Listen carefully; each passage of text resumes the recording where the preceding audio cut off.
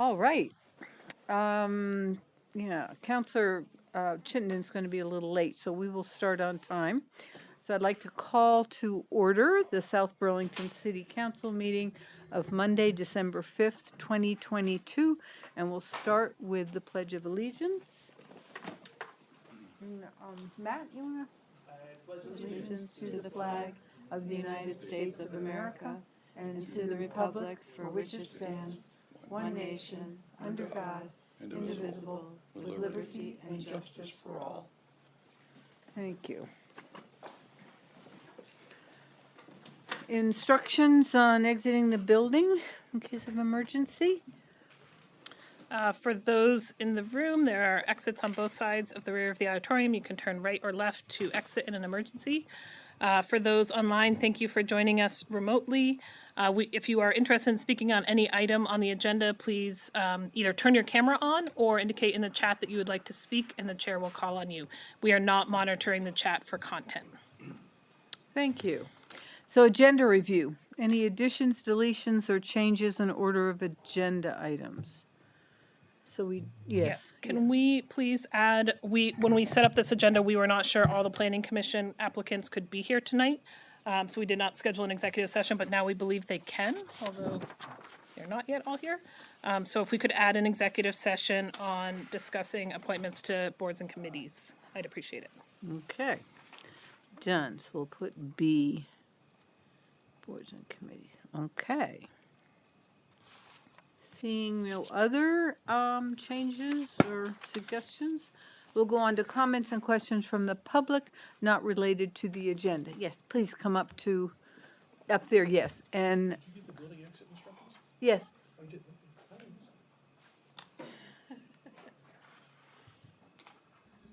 There you go. For the record, please state your name and. Good evening, David Delorier, Delaware Street, South Burlington, Vermont. Retired veteran, Vietnam era. I come before the council tonight. I've already told the city manager, I'll try to be on my best behavior. It is not my intention to infuriate or insult anyone, but Megan knows me. Sometimes I get a little animated, so I will try to be on my best behavior. I would like to take a few moments to comment on two articles, November 10th issue and December 1st. I've spent all weekend rereading these articles and over and over and over again, so I'm prepared to give my comments this evening and or suggestions without anybody else's references or comments. I'm not going to quote any unnamed sources, nothing. These are all my thoughts.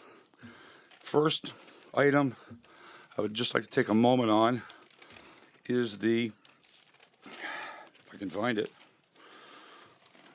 well, I'll wing it now.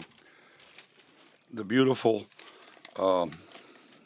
design artist conception for your land bridge going from Quarry Hill over to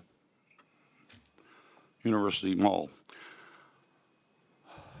I look at the existing mode of transportation being the Williston Road Bridge coming over here to South Burlington, and the questions I have relate to the amount of people that go that way every day, because people have a tendency to go in a straight line to try to go the shortest distance. So pedestrians or cyclists who are going from here up there, either go to work, the hospital, university, or they're going shopping, or they're going to visit friends, and then returning. How many times they do that per day, per week, per month, and how many people does that represent for a monthly / yearly figure? So I look at that. So then I reviewed that beautiful drawing. I mean, the drawing of that land bridge, gorgeous. I mean, absolutely gorgeous. But I view the location as kind of odd. Quarry Hill coming down here, and Quarry Hill is quite a distance away from Williston Road. Myself personally, I don't see a lot of people deviating out of their normal path to go over there to come down that, except for maybe a special occasion, i.e. an event, a bicycle race, a walking, running race, maybe some type of marathon, et cetera, et cetera, et cetera. But gorgeous. I mean, beautiful.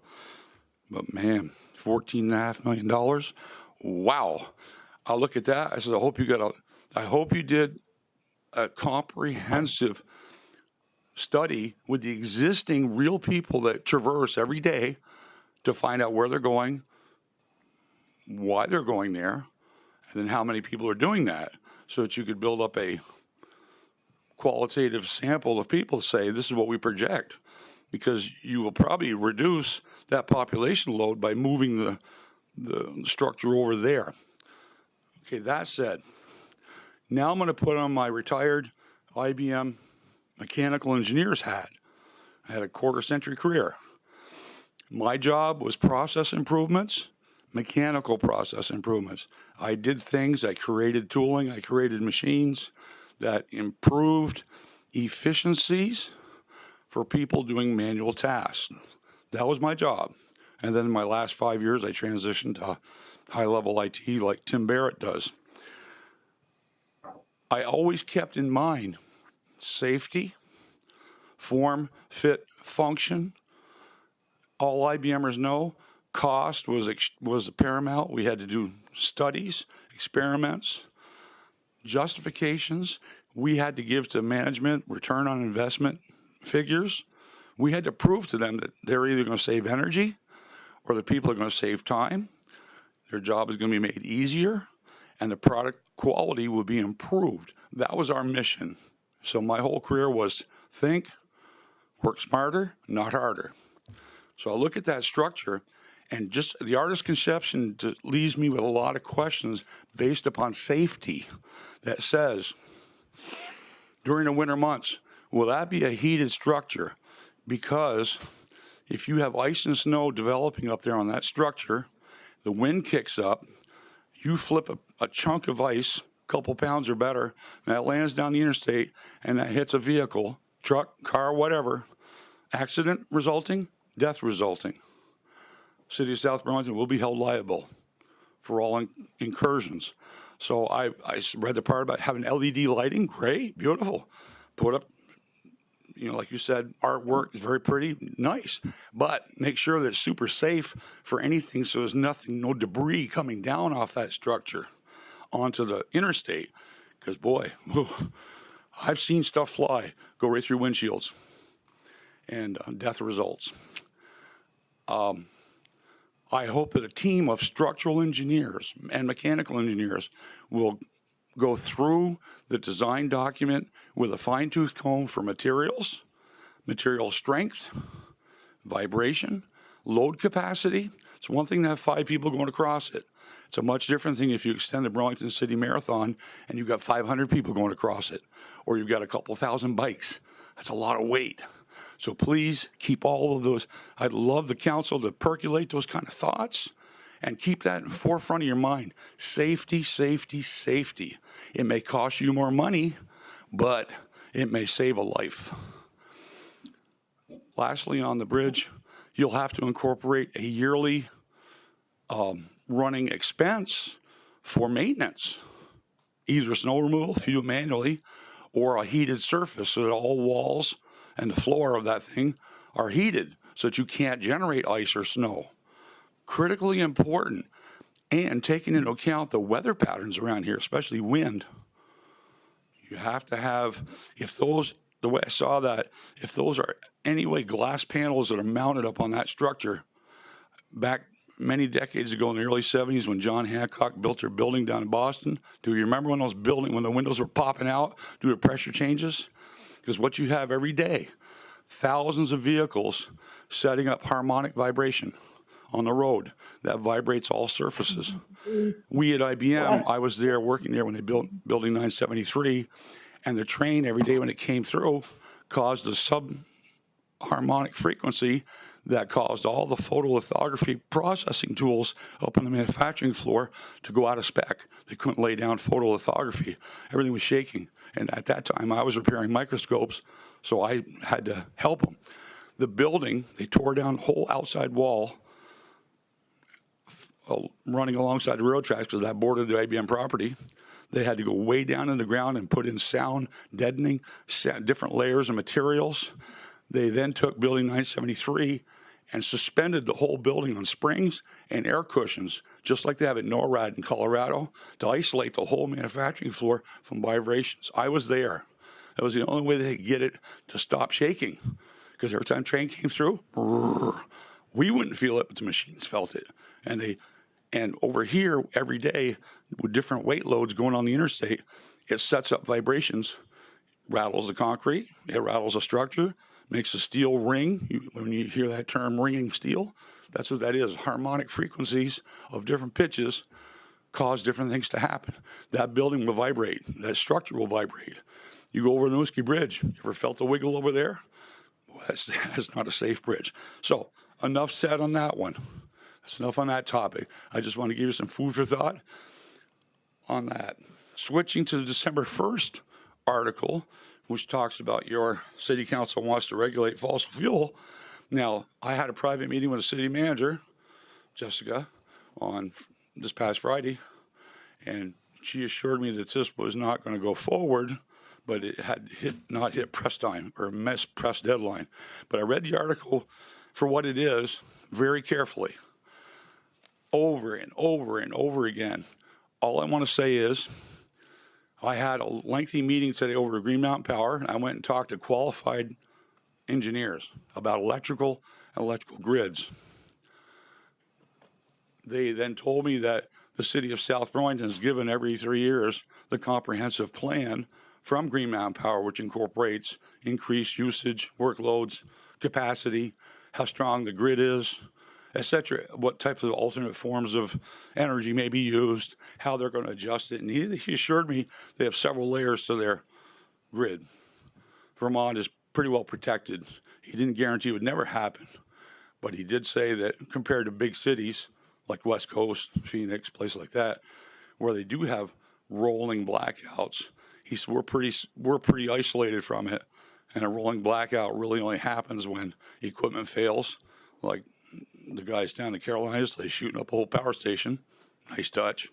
That took 38,000 people right off the grid. Yeah.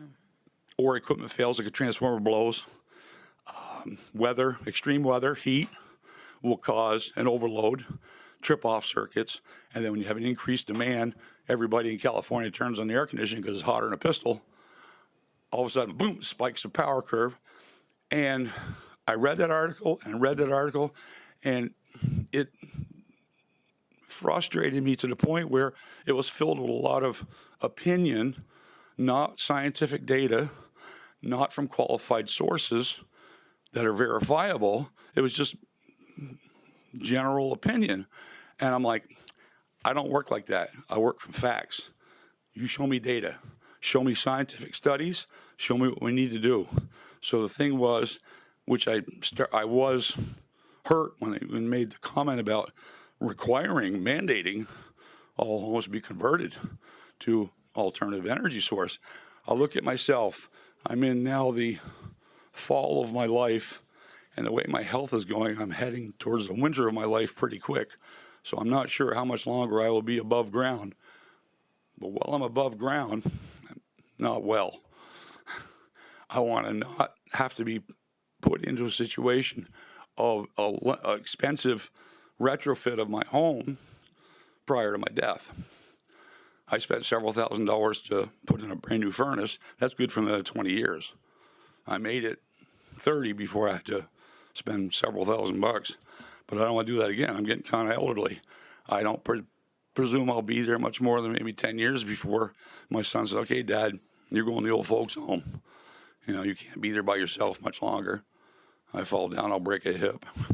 But hopefully the council take into account our aging population, and if they want to go to alternative energy sources and you come up with something, great, but give it a phased-in approach to allow people to transition if they want to, or give them a zero-sum dollar conversion and make darn sure that you've got some qualified contractors, and I mean certified, not Joe Smith and Bubba who run around the neighborhood scamming people.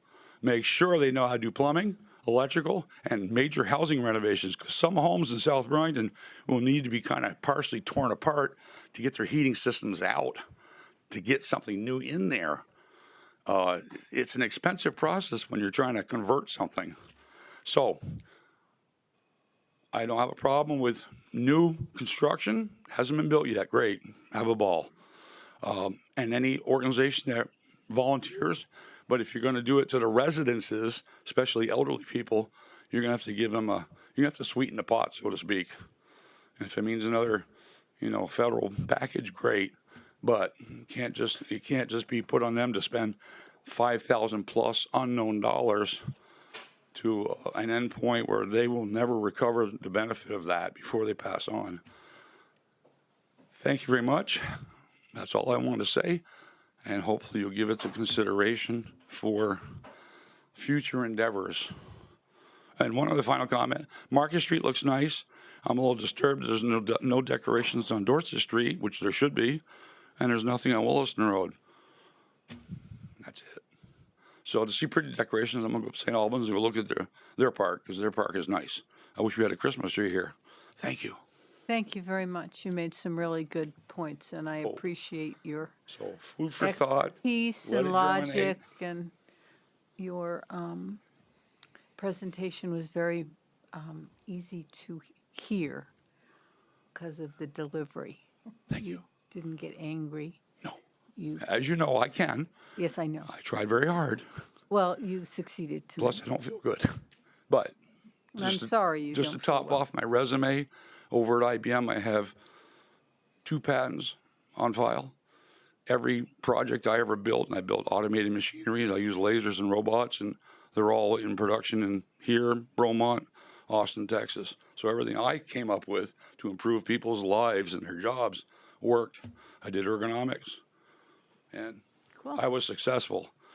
And then they decided, you paid too much, you're out of here. 1 month before my 25th anniversary. Ah. I never got over it, lost 2/3 of my retirement. So, that's my life story. Thank you. Well, thank you very much. Enjoy. Happy holidays. As well to you. And celebrate. Oh, once in a while, maybe once a month, once a quarter, it would be lovely if you would reinstitute a coffee clutch, coffee and refreshments, an hour before the meeting, and to engage. I wish all South Burlington residents would come to this. This room should be filled. Should be filled every council meeting. I don't care how mundane the agenda is. They should be here to show support for you guys. You shouldn't have to operate and talk to nobody. So that's my pitch. Thank you. Thank you. Is there anyone else who would like to comment from the public on an item not on the agenda? All right, we'll move on to counselors' announcements and reports on committee assignments. So Tim, do you want to? I just want to say that thank the city for a really nice goodbye party for Andrew Bulldog at Goodwater last Friday. It was great to see everybody and talk to people, socialize, post-pandemic. So I really appreciate it. I wish it could have gone on for a couple more hours, but Mr. Delorier is right about older homes needing some retrofit to get the old systems out. I had a 60-year-old Brown and Williamson original oil furnace in my house on Meadow Road, and the guys that came to replace it with the ultra-efficient small natural gas furnace spent like 4 hours with a Sawzall cutting this steel heat exchange box that was probably 5 feet high and 4 feet wide for about into small chunks so they could get it out of the house and put it in their trunk. But they had to let it cool for like 3 hours before they could touch it because it was still so hot from running that night. So anyway, thank you. Okay, no reports on any committees. Matt, how about you? Oh, nothing. Just echo Tim's comments about the goodbye to Andrew. Okay. Megan, all right. And I didn't go anywhere or do anything either, except go to that party. 'Tis the season, I guess. So I do thank you for organizing that. And it was really fun to have that kind of social time with the staff. Well, on behalf of the staff, thank you all for coming. So I do have some updates. To start, Paul's not here yet, but wanted to share that our committees are hard at work, kicking off the comprehensive plan, and providing feedback to the Planning Commission on what they would like to see in the next version. So you all will see that in your liaison roles, and also see our community outreach plan roll out in the next couple of months. I think Paul will talk about this a little more perhaps later tonight, but as of November 30th of this year, we've issued zoning permits for 421 new homes. That is the record of new homes in a single calendar year, even given that it's only November, since we started tracking that data in 1980. We do want to make sure you understand that 378 of those homes are in multifamily buildings. And as the year wraps up, we will be presenting analysis on what that means for how our mix of housing options for our community is shifting over time. I also want to share, Tom is here, that our stormwater team is now almost full. Marissa and Monica both started in the last couple of weeks, which is great. I do want to share that one of the tasks they quickly jumped into was the overseeing the testing pits at Farrell Dog Park. We've heard a lot about Farrell Dog Park in the last couple of weeks. Unfortunately, it does look like it's going to be very hard to infiltrate water into those soils. So as a result, we're going to have to look at a better engineering solution to actually send the water to one of the stormwater ponds. So much more to come on that, but they have really hit the ground running. Sorry? No pun intended. No pun intended. Thank you, Matt. It's going to be a fun night, guys. Buckle up. Folks have probably read in the news that we have gone through quite a rash of odd fire occurrences in the last couple of week or so. And our fire department did provide mutual aid to both the structure fires in Winooski and Burlington over the weekend. And we were happy to offer that support. Tim, I thought you would want a quick update on ChargePoint. We have some interesting data on that. In November, we had 71 unique users at our ChargePoint accounts, down from 83 in October, so a little down, but we also had a number of big events in October that may have driven some of that use. We're averaging about 242 sessions a month. Before I get to Holly's fun stuff and Alana's fun stuff, I do want to share that I sent you all an email about this, but officially announced to the community that Martha Machar is our new finance director. She will be taking on some of the roles Andrew played, and will also be our city treasurer. We did talk with our auditors, and they are comfortable with that appointment as well. So with your approval on the consent agenda, I'm really happy to welcome Martha to that role. And then finally, fun upcoming things, Illuminate Vermont, December 16th and 17th here on Market Street in City Hall, 4 to 8 those 2 evenings. The team is doing amazing work to line up a really wonderful free event for the community. I hope everyone can come out. Can I just encourage people to volunteer? Sure. You can go online and volunteer. I'm helping with s'mores for a couple hours on Friday night. But there's lots of different things to help direct people, or, yeah, there's s'mores, yeah. I got the last slot. However, but there's other things that would be fun to do, and I think I would encourage people to be part of that. And then on December 20th, we are holding our Senior Holiday Light Tour. There's still time to register for that. And Holiday Light Judging will be on December 20th, and you can sign up to be judged, I guess, as well. So thank you very much. In the running. In the running. Okay. So let's move on to the consent agenda. We have 3 items.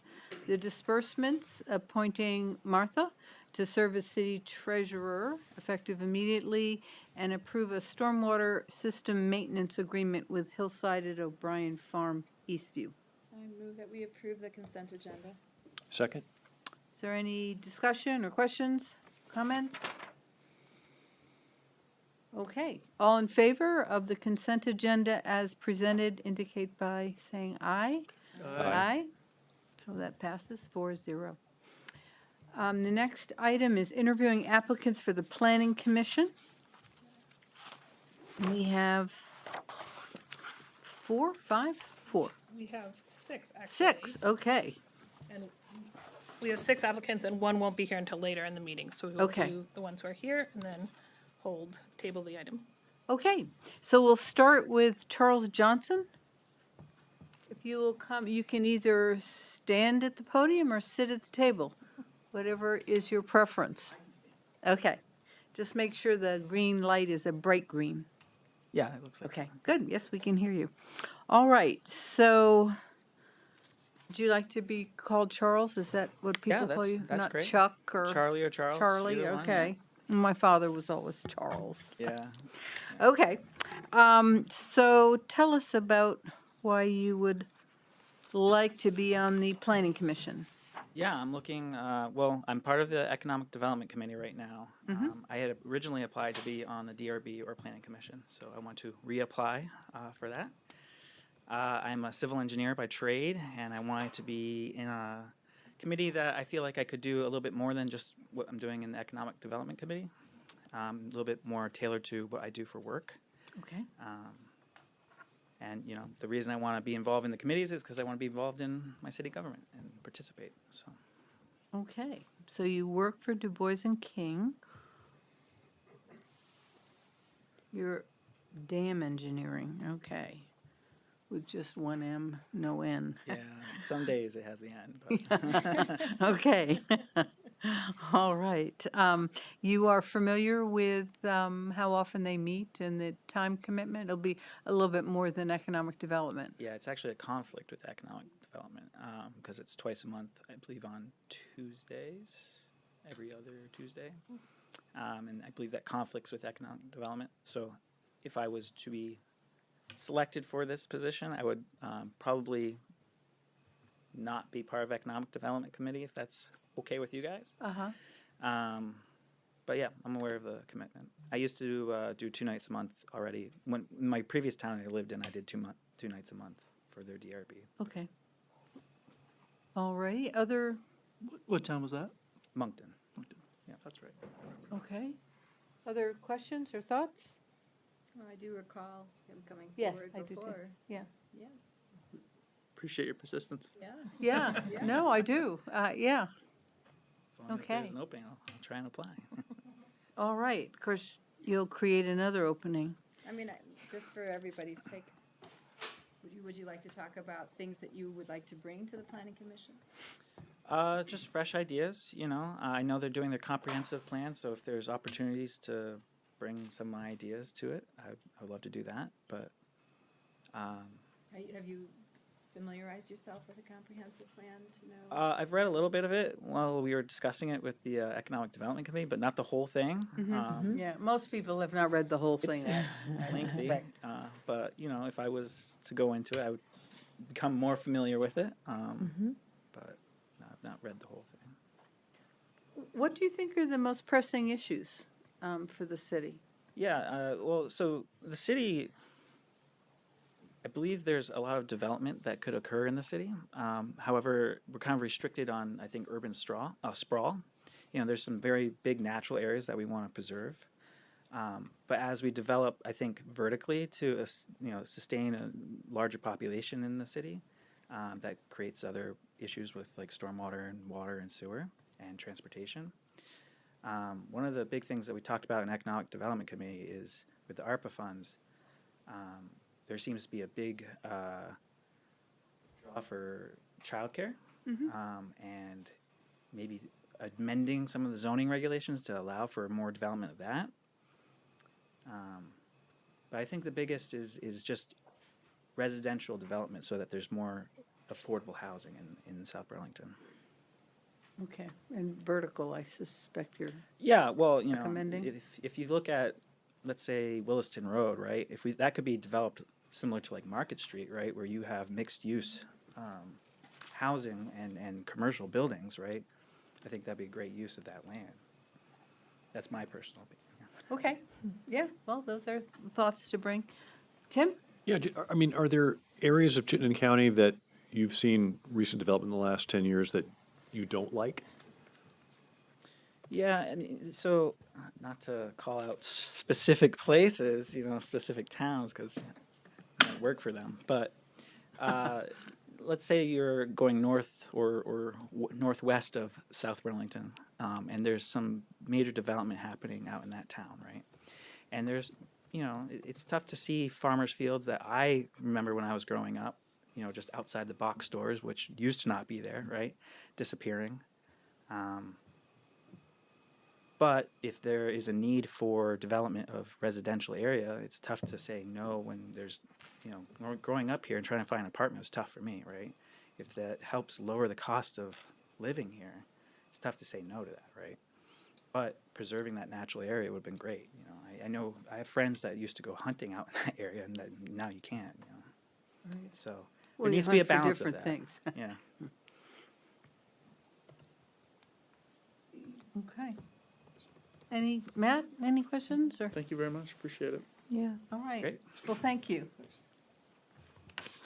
Okay, next, Francis McDonald.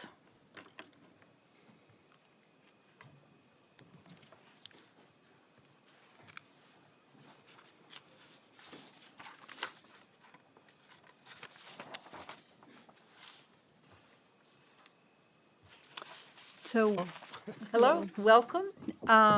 Appreciate your interest. Why don't you just briefly tell us why now is a good time for you to join the Planning Commission and what you bring to the table in that role?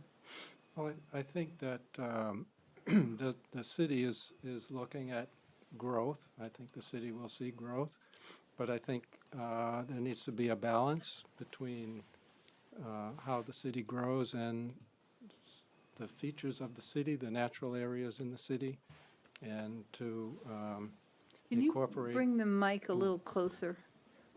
Well, Okay. Tape Be a probably little can't high. hear you. That's Yeah, better, so thank you. I think to bring kind of a balance between the need for growth and the need for the natural areas that people value within our city. So those, I think that, I favor the open space. I favor, I guess I value, the city parks and the open areas, and I see the need for growth, but I think those two things have to be balanced. Okay.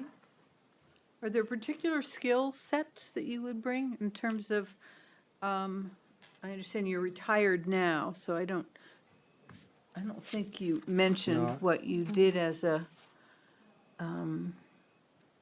career, but are there things? Well, I worked was self-employed as a manufacturer's representative. I sold equipment to the industrial equipment to industry, and lived a lot of my life in Massachusetts. I moved here about 7 years ago, and I think I don't know, interacting with customers and sales presentations are things that I'm comfortable with. So Okay. Any team kind of building sort of thing? Or if you were in a group like the Planning Commission, what kind, people always assume like different roles. Someone's a leader and someone is a listener and someone might be the devil's advocate. What role would you see yourself? Well, I think more of a support role. I think in groups that I've worked in, I look at myself kind of as an individual contributor, rather than, I don't see myself as the manager. Okay, I see myself more as an individual contributor. okay. Other questions from? You ask good questions, yeah. Well, have you, is this your first time applying for any kind of It is, volunteer? yeah. But I mean, even in Massachusetts, or, It is, okay. yeah. Okay. And you understand the time commitment and Yes, I think so. there's a fair amount of reading and stuff Right, to do I ahead would of think time. so. It's Yeah, probably not as I've- bad as the You know, DRB, I'm but, familiar with the land development regulations and the 2016 comprehensive plan, but not all of it. They're long. And there's sections of it that I don't know that much about, but I'm familiar with the environmental regulations and how the plans are laid out. okay. Tim? Just a quick question. Has your HOA had some interesting discussions about the Southeast Quadrant and the LDRs in the last year or so? And We have. yeah. Yeah, yeah. Some of the so I followed the environmental regulations pretty closely. The changes in the in the LDRs, but particularly in the environmental, I guess, standards part of it. And we did have quite a bit of discussion amongst our neighborhood association. it. Thanks. Okay, Thank you. great. Well, thank you very, do you have any questions for us? No. Okay. Thank you for your interest and willingness to even submit an application and volunteer. Thank you. Francis. Next is John Muscatelli. Is that how you, am I pronouncing that right? Close enough. Well, what is? Muscatelli. Closer than most people get. Muscatelli. Well, I grew up in New Jersey, and we had a lot of Italians in my high There school. were a lot of us there, weren't there? Yep. So, John, tell us why you are interested. Well, if I assume you have resume in front of you, Extensive. we moved to the area about 3.5 years ago. Before that, I was involved in the local government. Actually was one of the elected officials, the equivalent of the city council, and as part of that, I was a member of the planning board, along with a number of other things. So we're up here and we're kind of settled, and I kind of figure I have no interest in elected office, but I figured it's good to serve again and good to get involved, and the planning board seemed to be a good fit, and I saw the seat was open. And since I had done that before, I figured I would go ahead and throw in an application. Okay. And you're aware of the time commitment and, okay. Not a problem. All righty. I grew up in Mountainside. Oh, no, that's Westville. I thought it was Westfield, sorry. All South Jersey. Yeah, okay. So much of your career has been involved in working for different, I don't know, Oil companies. oil companies, Yes. right? Of all I did about 20 years in petroleum refining. Right, okay. So what's your thinking now? Well, 20 years after that 20 years in oil refining, I during that period I got married and we had kids and we did the nanny thing for a little while and decided we weren't loving that. So I've been home with my kids now for 13 years. Recently thought about going back to work and we looked at it and it really wasn't working out for us. So I'm kind of committed to staying home and getting the kids through school, and I have time available, and this is something that's it's a good fit and the time commitment isn't a problem. As far as the background, I'm a chemical engineer by degree. Like I said, I did planning board before, so I have lots of background in reading drawings and soil reports and drainage studies and all that good stuff. So the background helps. I'm not a civil engineer, and that's very useful, but fairly close. Okay. So is there something else you were going for the oil thing? Well, I was mean, just curious in terms of, your take on like climate change. Oh, it's real. It's happening. We need to react to it. If we don't, things are going to be very problematic, not so much for us, but for our kids. Yeah. So I definitely think it's something we have to look at. I was fully in support of the change you just made with the new building heating standard. And hopefully the planning board will be able to come up with some more recommendations on things that we can do that will be significant and impactful, but not prohibitive for the community to implement. Okay. Any other questions? Did you have a bumper sticker that said honk if you passed PChem? No, Ask what? but I did. That's a chemi joke, chemi inside joke that I heard from somebody once, that, Engineers. Yeah, engineering. physical chemistry. Yeah, It's, never mind. it was ugly. Why I didn't get it, yeah. So what's going on in the golf course neighborhood right now? Long Drive subdivision is keeping things a little interesting. Were you adjacent to the hammering 2 years ago? Oh yeah, we And were then right behind recently it. as well? Yes, yes. Right. We made more than a few phone calls to Okay. let you guys know that Yeah. things were really quite unbearable. Have you gone out and investigated the stormwater swale at all that runs below it on the golf I course? haven't looked at it since they changed their plan and implemented that, Yeah. but I know the development is moving very slowly, and I can't say I'm sad about that. Okay. Yeah. Do you have any questions? We've asked the others, the kinds of things you would bring to the planning commission. What would be your priorities or your approach?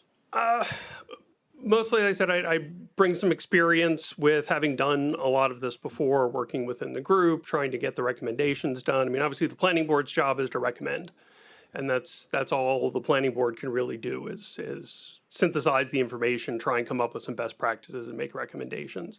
Implementation, obviously, is left up to you.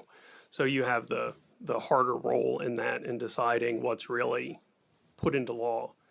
Well, and specifically with regard to South Burlington? Specifically, I mean, some of the things I think you heard before, and I think it's real, is we know development is a thing, but having come out of South Jersey, as you know, a lot of people, if you've at least driven through New Jersey, and we don't want this to be New Jersey. We don't want sprawl. The borough I came out of in South Jersey was 2.7 square miles, and there was not an open lot anywhere. It was completely built out and had been for decades. The arguments were a little different, but it was still the same sort of where we're going to put affordable housing and how we're going to manage development. And we don't want to get to the point where things are packed in so tight that we have no options. Right now, we still have a lot of open space, and I think we need to do a lot to try and protect that and make sure that the development going forward is very smart and focused, and that there is a long-term plan as to how we want things to develop, and that we're actually implementing what we need to make that happen. And obviously, that's the point of the comprehensive plan. But I think we definitely want to make sure that that balance is very carefully looked at, because in my experience, developers are there to make money, period. If the governing body doesn't control that, we'll end up with just every lot will be developed, and we're not going to be real happy with where we ended up. Does that answer the question? It does. Okay. Okay. Do you have any questions for us? No. Okay. Thank you. Thank you. Appreciate your interest. Corey Michael Davis?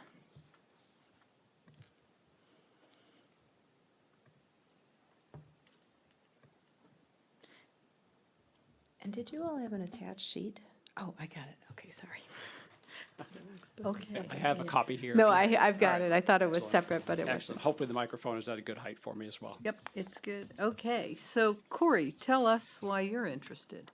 Sure. So hopefully folks saw my application as well. My fiance and I are relatively new residents here to South Burlington, living here for the past 5 months.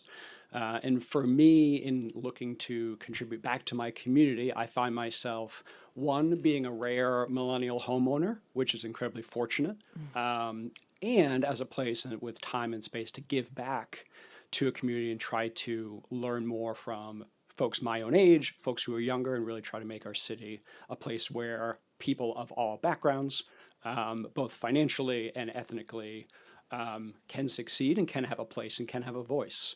Additionally, my fiance was trying to encourage me to find other hobbies and give back. And serving in a community capacity has always been incredibly important to me.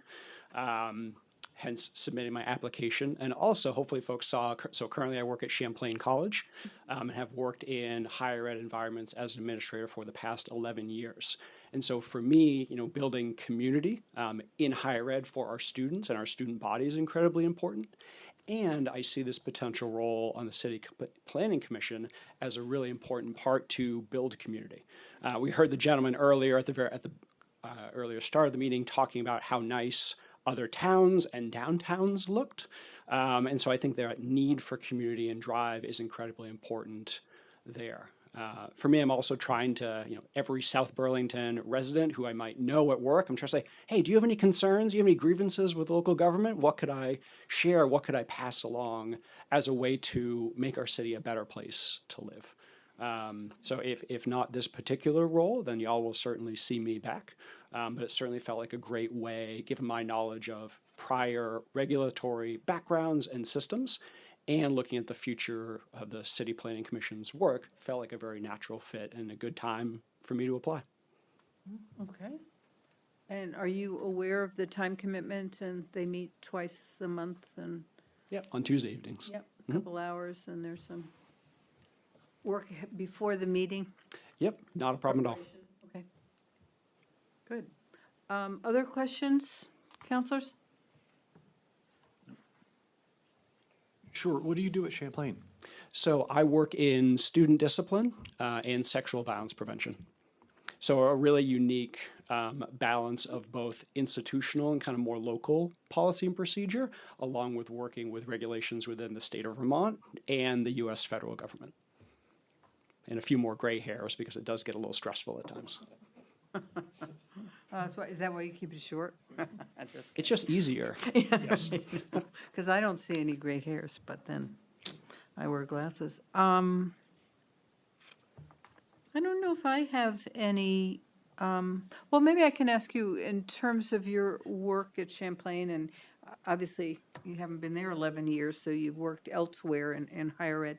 When you go into a group and become a member of a committee or a commission, what's the kind of role that you typically play or would bring to the table in terms of, you know, are you like a natural leader or a jokester, or, you know, what is your role? Sure.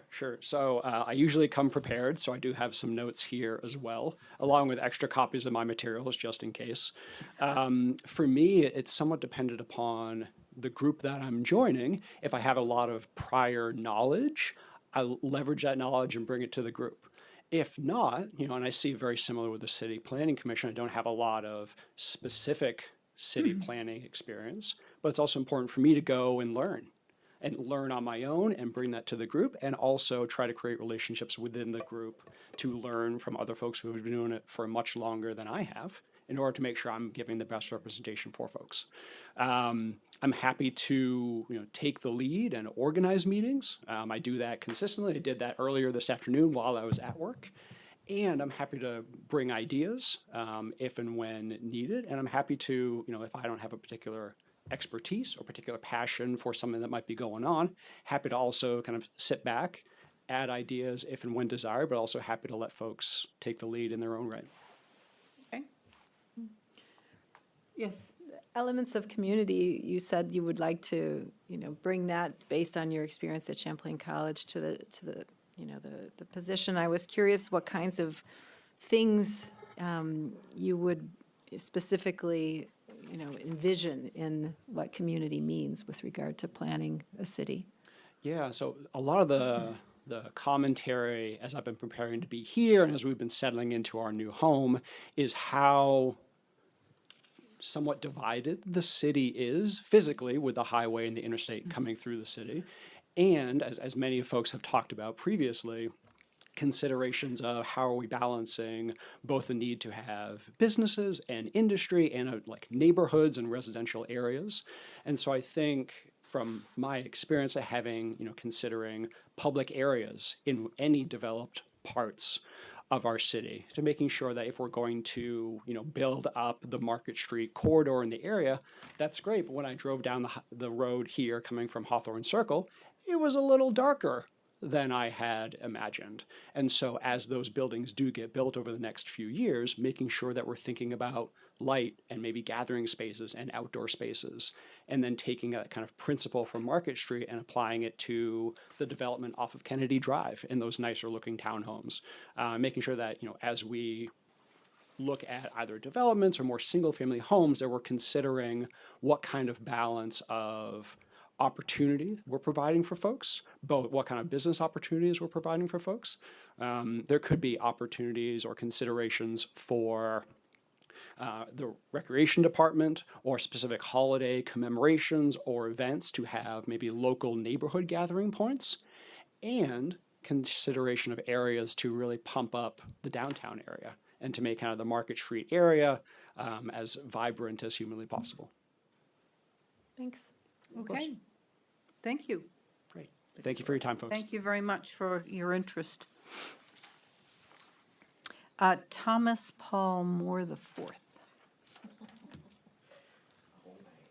Yeah. kind of ties into the story here, I guess. Hi, everyone. Thank you for having me tonight. Okay, so tell us why you would like to be on the Planning Commission. Well, I think it starts really, not to go all the way back, but I'm originally from Texas, and I grew up kind of in a family environment that really emphasized service to others. And so my grandfather was in the House of Representatives in Texas. My aunt was a city councilor in Austin. And I just, my dad raising me and just kind of emphasizing no matter what you do, just be of service. And I've tried to follow that throughout my personal and professional career, which has included, obtaining a board certification in behavior analysis, which I use to support families and individuals who have a child diagnosed with autism. Worked in a few different countries doing that, and came back, and we've settled here in Vermont. And I've been fortunate enough to go from Howard Center to the UVM Medical Center, and I work now in the Community Health Improvement Department. And that department is now under Diversity, Equity, Inclusion, at the Medical Center. And so I see my work really aligning well with the requirements and the kind of processes of the commission, insofar that a lot of the work that I've been involved with has had to do with conducting the Community Health Needs Assessment, which is a needs assessment that comes out every 3 years. And that work entails going out into the community and engaging the community, conducting focus groups, doing research, really looking at a lot of data, being able to summarize that data, communicate that data in a way that is helpful and clear, which I see as a part of the commission responsibility as they support all of you. And then also, I'm just looking to further expand my involvement in the community.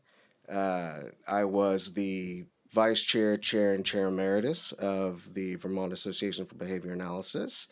I'm on the board at the Community Health Centers of Burlington and the chair of the governance committee.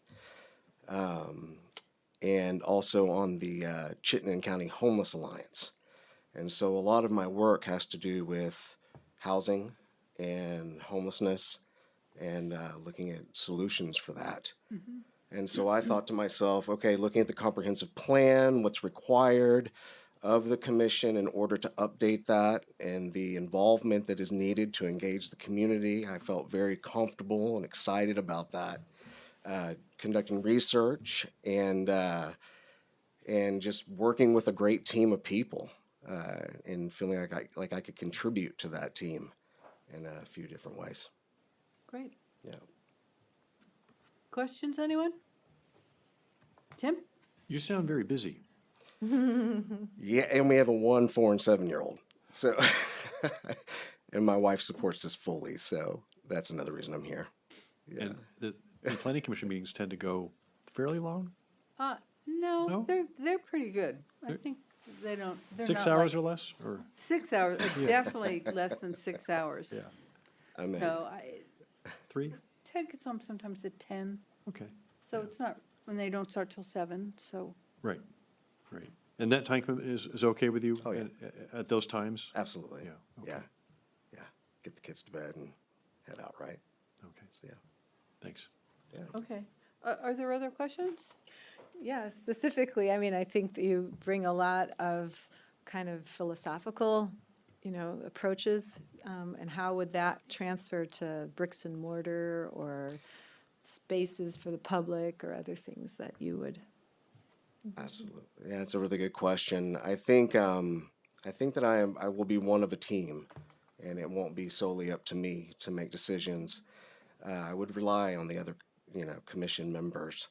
But I think that really grounding my approach, my thought process in data and research, and kind of looking historically what has taken place or what we need to consider, and then translating that into actionable, measurable objectionable, goals to hopefully bring to you a solid plan. How do you envision a city where, the various housing goals that you have in mind, would be realized? Yeah, so, part of my interest in this too is looking at housing equity. And, I asked myself, and I'm curious, how much the commission may take into account some type of housing equity analysis when they have decisions to be made. I understand that zoning does prohibit certain development that would benefit, the homeless population or individuals that may not be able to afford certain housing opportunities right now. For instance, what prohibits that? Oh, just if say an area can only allow single family home development, yeah, versus multi apartment building or something of that nature. Yeah, Okay, yeah. all right, thanks. Okay. Other questions? So you live on Orchard Road, right? Yeah. So as a hypothetical, let's say an old house there, let's say it burned down or something like that, and was like a double lot, right? Yeah. How would you feel if somebody proposed to put like 4 small homes on that, as opposed to one single-family home where it was there before? So effectively increasing like the number of dwelling units, density in that area. Is that the kind of thing you think would be amenable to that neighborhood, or? To that neighborhood, absolutely. Yeah, I really feel that way. In fact, I feel like the neighborhood itself is very supportive of one another and has a certain outlook. And this is kind of a digression, but over the summer we did a house swap with our neighbors across the street and sold our homes to each other, and which is really beneficial because we had, we probably couldn't afford the house if it went on the market, and so they were looking to downsize. We wanted to upsize, and so they were kind enough to consider us, and then we made it work. I completely believe that the neighborhood would say that is fine, that it's for the betterment of the community. And I get that there's home values to consider, there's safety to consider, there's traffic to consider. But knowing who I know in the neighborhood, I think they would be all for it. Yeah. Thank you. Okay. Thank you very much. Do you have any Thank questions you. for us? I don't think so. Okay. Thank you, though. Thanks for your But time. where in Texas were you in Austin? I went to school in Austin, University of Texas, and I grew up in Fort Worth. Yeah, and my wife grew up in New Jersey, actually, so I heard that earlier. I have a daughter in Texas. Oh, really? West Texas, though. Yeah, She's a little special. yeah, it is. Okay. Thank you all. Thank you. So, our last interviewee, Donna Laban, can't get here till after 8. So, just for those who we have interviewed, just so you're, familiar with the process, tonight we will interview Donna, and then we'll have, at the end of the meeting, we have an executive session where we can discuss and decide, and we'll hopefully be able to make a decision, and then we'll let you know in the morning. Sometimes it's a couple weeks, but we can do that tonight. Okay, well, thank you all, or y'all. Okay, moving on to item 8, the FY '24 budget. So we're going to receive this budget proposal and set a public hearing. And, before you do that, Jesse, I just want to say, I thought the presentation that you pulled together for us was just terrific. It was really easy to read and follow and very clear, and I appreciate that.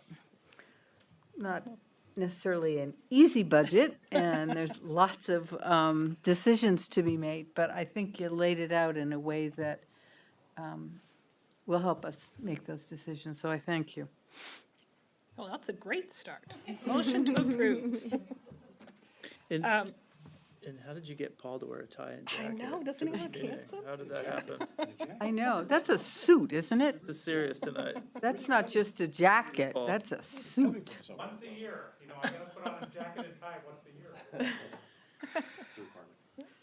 All right, so I have the pleasure of and the honor to present to you our overall FY24 proposed budget. This is the high-level presentation, and you'll hear from the experts throughout the next couple of weeks and months about our FY24 proposed budget. I do want to call out, especially for those who are online, that we have our entire leadership team here tonight. So we have Alana and Jennifer and Chief Burke and Colin and Tom and Greg and Mike and Chief Locke and Donna and Paul and Martha Lyons and Holly and Martha Machar.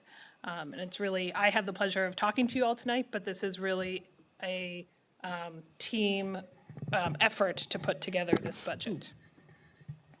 Also, our beloved Deputy Manager Andrew, whose fingerprints are all over this, but who is not here tonight. All right, how do I make this move? There we go. We also presented this budget to our entire staff at an all-staff meeting on Friday, which was a really interesting discussion. They had really great questions, so hopefully I've fine-tuned the presentation a bit. I do want to note for the council and the community that we were doing a virtual budget book this year, so our entire budget book is posted on the website. If you go to Finance, Budgets, and then FY24, the link is here in the presentation. You can find all of the materials. If the council's interested in an actual physical book, I'm happy to make that for you as well. So what you're going to hear tonight, this is the overview. You're going to hear about needed investments in core municipal services, a needed increase in tax capacity for capital. We heard a lot about that at the ARPA presentations last Wednesday night. You're going to hear about our continued effort to come out of lean budget years. We're going to give you some options, and there's a lot of information here, as Helen alluded to. So I'm going to speed through some of it, but please stop and ask questions if I skip over something you're interested in. So this process, as we said at the all-staff meeting, budgeting is really a year-long process. We started back in August with Martha starting to put together budget spreadsheets and whatnot. In September, you had a discussion about your goals for this budget. You really focused on what's been historically underfunded, where our growth has exceeded our ability to meet the service demands of the community, and asked for us to give you some options as well as other things. So our team spent a fair amount of time looking at service demands and where we really felt like we were not meeting the community's expectations, given reductions in our force over the last couple of years, given really lean budget years going through COVID. And we want to highlight a few of those right from the start because you will see them later on. So for example, in the last 22 years, the city has added 20 miles of new roads without adding a new highway position. We are not actually prioritizing that this year. We are prioritizing a new parks position because that is what we hear about quite frequently from the community. You heard about it a great deal at the ARPA discussion last week, for example. In our police department in 2020, we did an analysis of the civilian and sworn officer team we needed to meet the community's service expectations. We have yet to hit that staffing level, so that recommendation was for 40 sworn officers and 10 civilians. We are currently under that at 37 and are recommending restoring a number of those positions to meet the community demand, restore some of our specialized services, and plan for the future. You've heard a lot about the fire department in the last couple of months. So we did make some investments in our fire service in FY23 with the addition of both a fire chief and a fire marshal. Previously, those had both been filled by one person. However, we still really struggle to meet our minimum staffing of 8 firefighters per shift. To do that, we really need 30 firefighters. Right now, we have 29 staffed. And as a result, we're seeing really high overtime numbers to make that minimum staffing. And in fact, mandatory overtime, which means we are calling people in without their volunteered consent. Getting to that 30th firefighter will hopefully enable that well-being to improve. Go ahead, no, finish, and then I have a question. Sure. Currently, we also staff a single ambulance, and what we've seen in our data over the last number of years is that our medical calls are being responded to by non-South Burlington employees. In fact, almost a quarter of the time somebody dials 911 for medical services in the city, a non-South Burlington ambulance is responding. So we are making a proposal to address that. Okay, my question was about the overtime, and is there ever a time when you don't have overtime? I mean, can you really staff? It's very expensive, and we always try to minimize the overtime, but both for police and fire, it seems like it's part of the design, and I'm just curious if that is the way it's designed, and that's how everybody does it, so we can't strive. I mean, you can strive for less overtime, I suspect, but. Sure, I'm happy to answer that, but Chief, you may want to start coming down here. So when you are staffing operations that staff 24/7, i.e. every minute of every day there are 8 firefighters on duty, you will always have overtime because one person calls in sick, you have to staff up that person. You have to call in somebody to cover that shift. Unlike me, I call in sick, nobody needs to cover me, it's fine. These guys don't really need me. That's the secret. They're really the experts. So we will always have overtime. I think the challenge we are experiencing right now without being fully staffed is that we are getting to the point where we're not offering overtime and people are signing up for it anymore. 84%, we are ordering somebody in. So we are short-staffed. They are so tired. They're not volunteering. We are telling them they have to stay. And that is both inappropriate from a health and wellness point of view for our neighbors and our teammates. It's also expensive. So finding that balance where we can add staff, lower overtime costs is the sweet spot. But we will always have overtime in police and fire. What did I miss? You said it well. Nothing to add. So what is the sweet spot then? I guess maybe that's what I'm. If you, I mean, you're always going to have some overtime.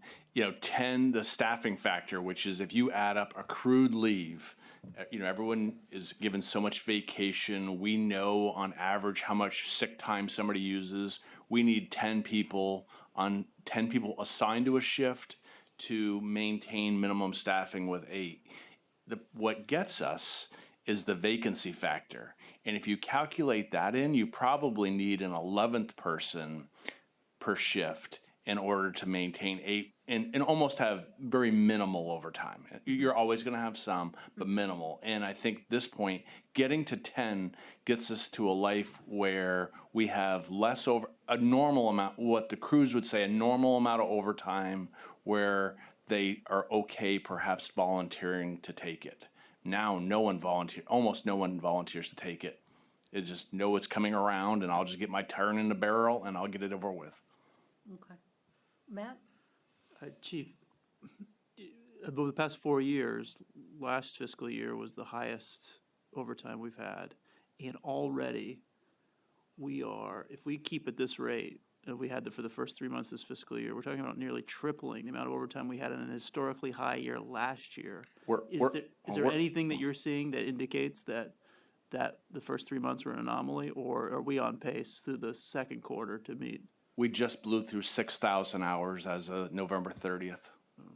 So no, it will get a little bit better in December. So as of December 1st or so, we had 2 employees that started to count towards minimum staffing. New employees, so they've gotten enough training and count towards minimum staffing. That's a good thing. That brings the gauge to the right direction. We have a gentleman going out for hip surgery next week, so I lose an employee. And so you get one, you lose one. So we're hopeful. We have 2 employees starting January 3rd. It'll be March though before they count for minimum staffing. And I know another employee is going to be leaving by March. So long short, you'll see that number blow through 8,000 hours this year. But if nothing changes, we're looking at 18,000 hours of overtime. You're certainly looking at 8 to 10,000. And 84% of that is mandatory at double time. Okay. Sobering numbers, yes. You'll hear much more from the chief during his budget Thank you. presentation as well. Thanks, Steve. The other thing we focused on was the need to incrementally increase annually our tax capacity to fund capital investments. And we, again, heard this a lot last week at the ARPA conversation. So historically, the city, there are many funding sources that go into funding the capital improvement plan. The capital improvement plan is that 10-year plan where we look at how we invest in our infrastructure over time, both the construction of new infrastructure and the maintenance of existing infrastructure. Historically, the tax capacity we've put into the CIP has fluctuated. You can see that here. And what we're advocating for is that we have been underfunding the general fund tax capacity for CIP, and we need to be continually, incrementally increasing that over time. And I'll talk more about that in a little bit. So let's dive into the proposed budget. So I wanted to start by saying that we have made some structural changes to how the budget is presented this year. You see a lot of that listed here. One, we've separated out the TIF grand list from the operations grand list. Historically, we haven't needed to do that as much because the increment grand list was still being developed. We are starting to see this year, we will see an almost 10% increase in the TIF grand list, which is wonderful news, but it means if we don't separate it out from the operations grand list, it makes calculating that tax rate very complicated. We've integrated our benefits costs into our department budgets, which I think paints a more true picture for the community about how our tax dollars are invested in each service area. Historically, there was just that $5 million health and benefits line item that didn't really tell the full story of how general fund dollars were spent. We've pulled the capital expenses in each city budget out of the operations budget to tell a clearer story of in each department how we're investing in capital. And we've also presented to you a roll-up budget. So you have the line items, every single line in every single budget. You also have a summary roll-up budget on that spreadsheet, and you can see here how they're presented. I do want to note that this will make it very challenging for you to compare last year's numbers to this year's numbers because there have been a lot of shifting around. So if you, as we go through the next couple of presentations, please ask us for data on how things compare, if that would be helpful to you. So as I think the world knows right now, there are lots of challenges facing almost every sector of our society. From a financial standpoint. So we're seeing multi-year high inflation rates. COLA is currently at 6.9%. That's the cost of living adjustment. That's actually the lowest it's been in months, which is historic. In my career, you see that if you hit 2.1, that's a high COLA year. This is really blowing that out of the water. Of course, a challenge for us is the continued need to come out of our lean COVID years and meet the community's expectations. So always want to call out some assumptions that we make going into this budget. So I mentioned the grand list. We're assuming a 1.75% growth in the grand list. That's 1% for the operations grand list and almost 10% for the TIF grand list, which is wonderful news for the community's vision for City Center. Just as a reminder, TIF is our city center district. We're seeing increases in cost of goods and services, and you'll see that throughout budget presentations. We have assumed the ARPA salary step down that the council previously approved, as well as proposed a CIP step down. Our health insurance is increasing 6%, which is actually quite low for the industry. That is a result of our captive insurance and our proactive work with Marathon. You heard last meeting about, due to the good work of our safety committee and a lot of our department heads, our casualty and workers' comp new bid contract is saving us about $100,000 this year, which is a huge win. And then we have service partners who have as significant cost increases as we are having that are being passed on to us. So what you have in front of you in the line item and roll-up budget is a leadership team proposed budget that does two things. The 1 and 2 is what you see in the line item budget. So what we did was start with what is our baseline budget? If we were to fund only what we are currently doing without additional capacity to address growth, what would that require? Then we did the exercise of, okay, if we're going to incrementally over 2 years invest in core government to restore previous cuts and to incrementally keep up with growth, what would that look like? The combination of the two is what we are presenting as our recommended leadership team budget, but we are giving you all the data so you can make decisions with it as it becomes your budget. And then you asked us to look at what funding would be needed to implement the city's recently adopted climate action plan. So we also put together a recommendation of that. So I'm going to walk through each of those individually. So first we have the baseline budget. So again, this type gets really small, and I'm sorry about that, but it is linked, this whole presentation is linked off the website so people can go and play with it if they would like. So our baseline budget assumes an increase of $430,000 in general fund tax capacity to fund the capital improvement plan. That represents a 16% increase in our general fund capacity from last year. That also includes some of our ARPA step down. This also assumes restoring an FTE and assessing, which is a policy call that we are going to shift that funding from a 40-hour-a-week welcome center person to an assessing staff, rely on Donna and her team more in the clerk's office when times are more reasonable to be that front face of City Hall, and as their capacity ramps up with elections, backfill with other staff. And this also includes maintaining the $800,000 in allocations to the TIF capital reserve. So that baseline budget results in a 2.93% tax rate increase, or about $0.015, which would be $40 to $59 for the average homeowner, condo, or house owner. I thought the funding for the TIF was $860. Is that just a past number? So it was $860 2 years ago. Last year it reduced to $800,000, and we're maintaining that. And we're maintaining it. Oh, for some reason I thought we had bumped it back up in the spreadsheet Alana gave us. It was 870 at one point, but a few years ago. Yeah, okay, but it's 800, and that's in the current spreadsheet that Alana put together, 800. Pardon me? It's incorrect. It went back and forth, so we're at 800 right now. 800 is, okay. Hey, Tom. Welcome. So the second portion of this recommended budget is what we're calling our capacity building budget. So this restores some of the previous cuts and incrementally keeps up with growth. So what's included here is the entire baseline budget. So we start with that as the foundation. It is a 2-year implementation plan, so we're looking at adds in FY24 and 25. It focuses on core municipal services, and it focuses on our ability to be data-driven.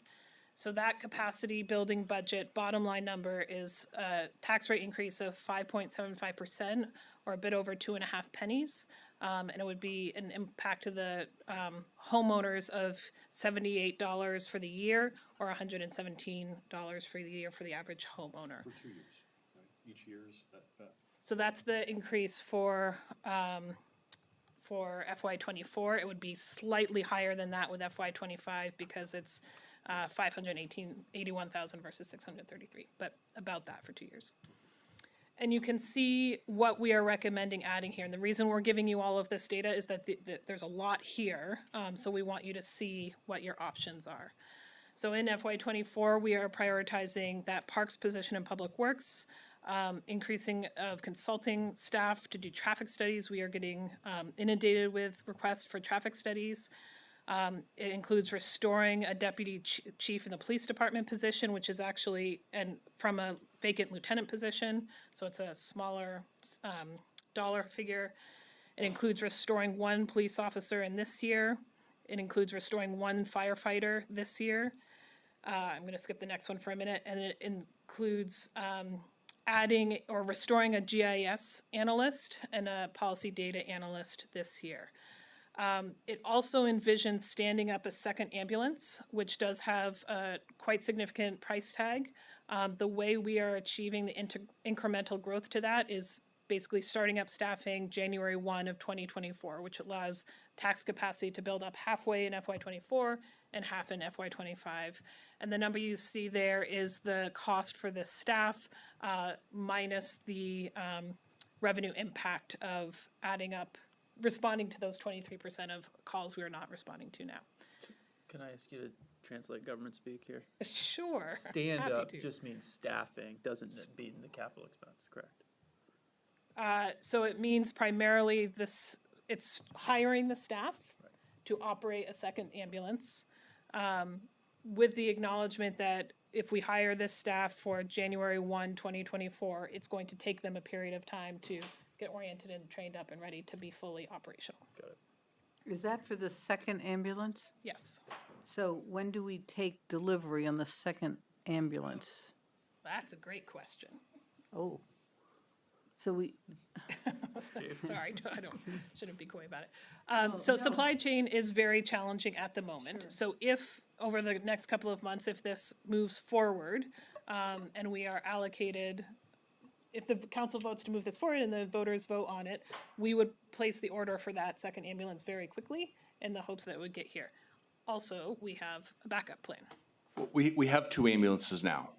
And so, and we have one on order that is due around January to March of 2024. So that would give us 3 ambulances.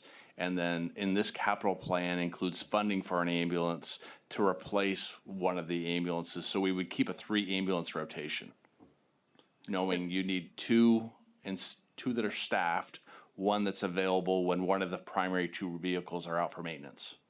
And how old's the second ambulance? 2012 is the oldest, 2015. So the So we would- reality of being able to stand up just the staff without the additional ambulance in the works would be very challenging for us. Yeah, so the plan here works out very well with the arrival of the new ambulance. Our oldest truck would still be a 2015. The truck you would have to use when one was down for maintenance would still be a 2012. And then this plan would replace that oldest truck. So I have a question about Amy, don't go away. Please. Please. So on a whole level, a lot of levels, don't go away. the responders to ambulance needs are, so we have UVM and St. Mike's and Burlington and South Burlington. Is there one for Colchester too? Are those the? Colchester has an ambulance, correct? So Shelburne, Shelburne, right. Yeah. Does So the Guard, does the National Guard, no? they do not. So my question is, of all those services that provide ambulance, all those communities or organizations that provide ambulance services, so if you had to quantify off the cuff how stretched they are, I mean, is the combination of all those enough to cover all of the calls within the area itself? Or, I mean, is there spare capacity if you added those all together? I'm just curious.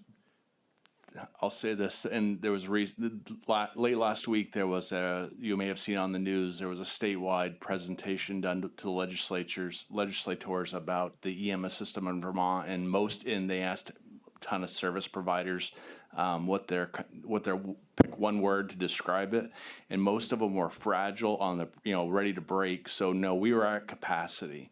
And one thing we don't do is we don't stack calls.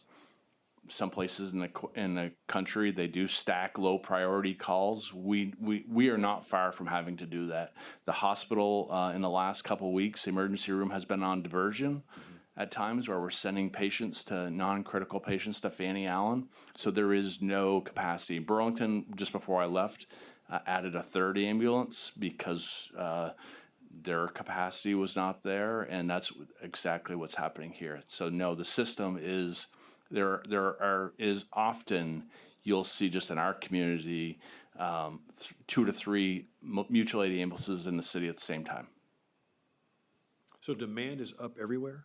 Demand is up everywhere. And can you tell me, like, for what types of things? I'm just curious. I mean, ensure the Chief Burke would, because many of these same customers interact with both of us. Substance abuse, mental health abuse are the two driving factors in an aging population. You put those three together, and it keeps us very busy. Okay, thanks. Okay, thank you. So that's our capacity building budget. Happy to talk more about any of those individual items as we move forward with the department budget presentations. So the third portion of the proposed budget is the implementation of the climate action plan.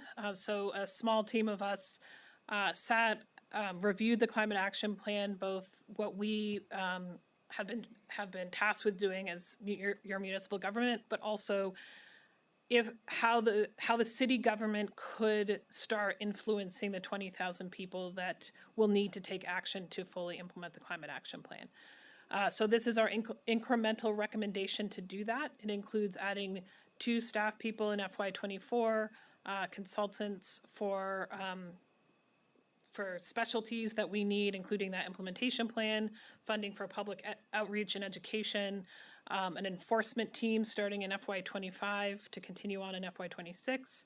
And just a note that we do believe there's going to need to be additional CIP investment in city infrastructure to meet the climate plan goals, but we don't have good numbers on that into future years yet because we are still building that implementation plan. So it results in 1 penny in FY24 and 2 pennies in FY25 and 26 per our recommendation. On top of the Yes. 3, and, yeah. So what are we up to now?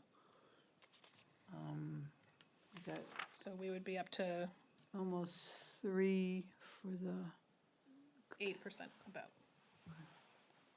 In 24, in 24.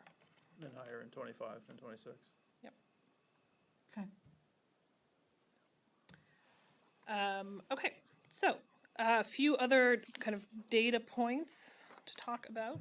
That's the entire proposed budget you have now heard about, so there's no more big surprises. But I did want to highlight some of the other numbers because what we've been talking about thus far is really the general fund budget. And as you all are well aware of, there are a lot of other revenue streams and funds that go into our citywide budget. So on the general fund side, I do want to call out on the revenue side of the picture, we've been talking about expenses. On the revenue side, we are trying to really look at those non-property tax revenues. We are a very well-diversified city as compared to other Vermont municipalities. Most Vermont municipalities have, 80 to 90% of their general fund budget is on the tax base. Ours is hovering around 60%.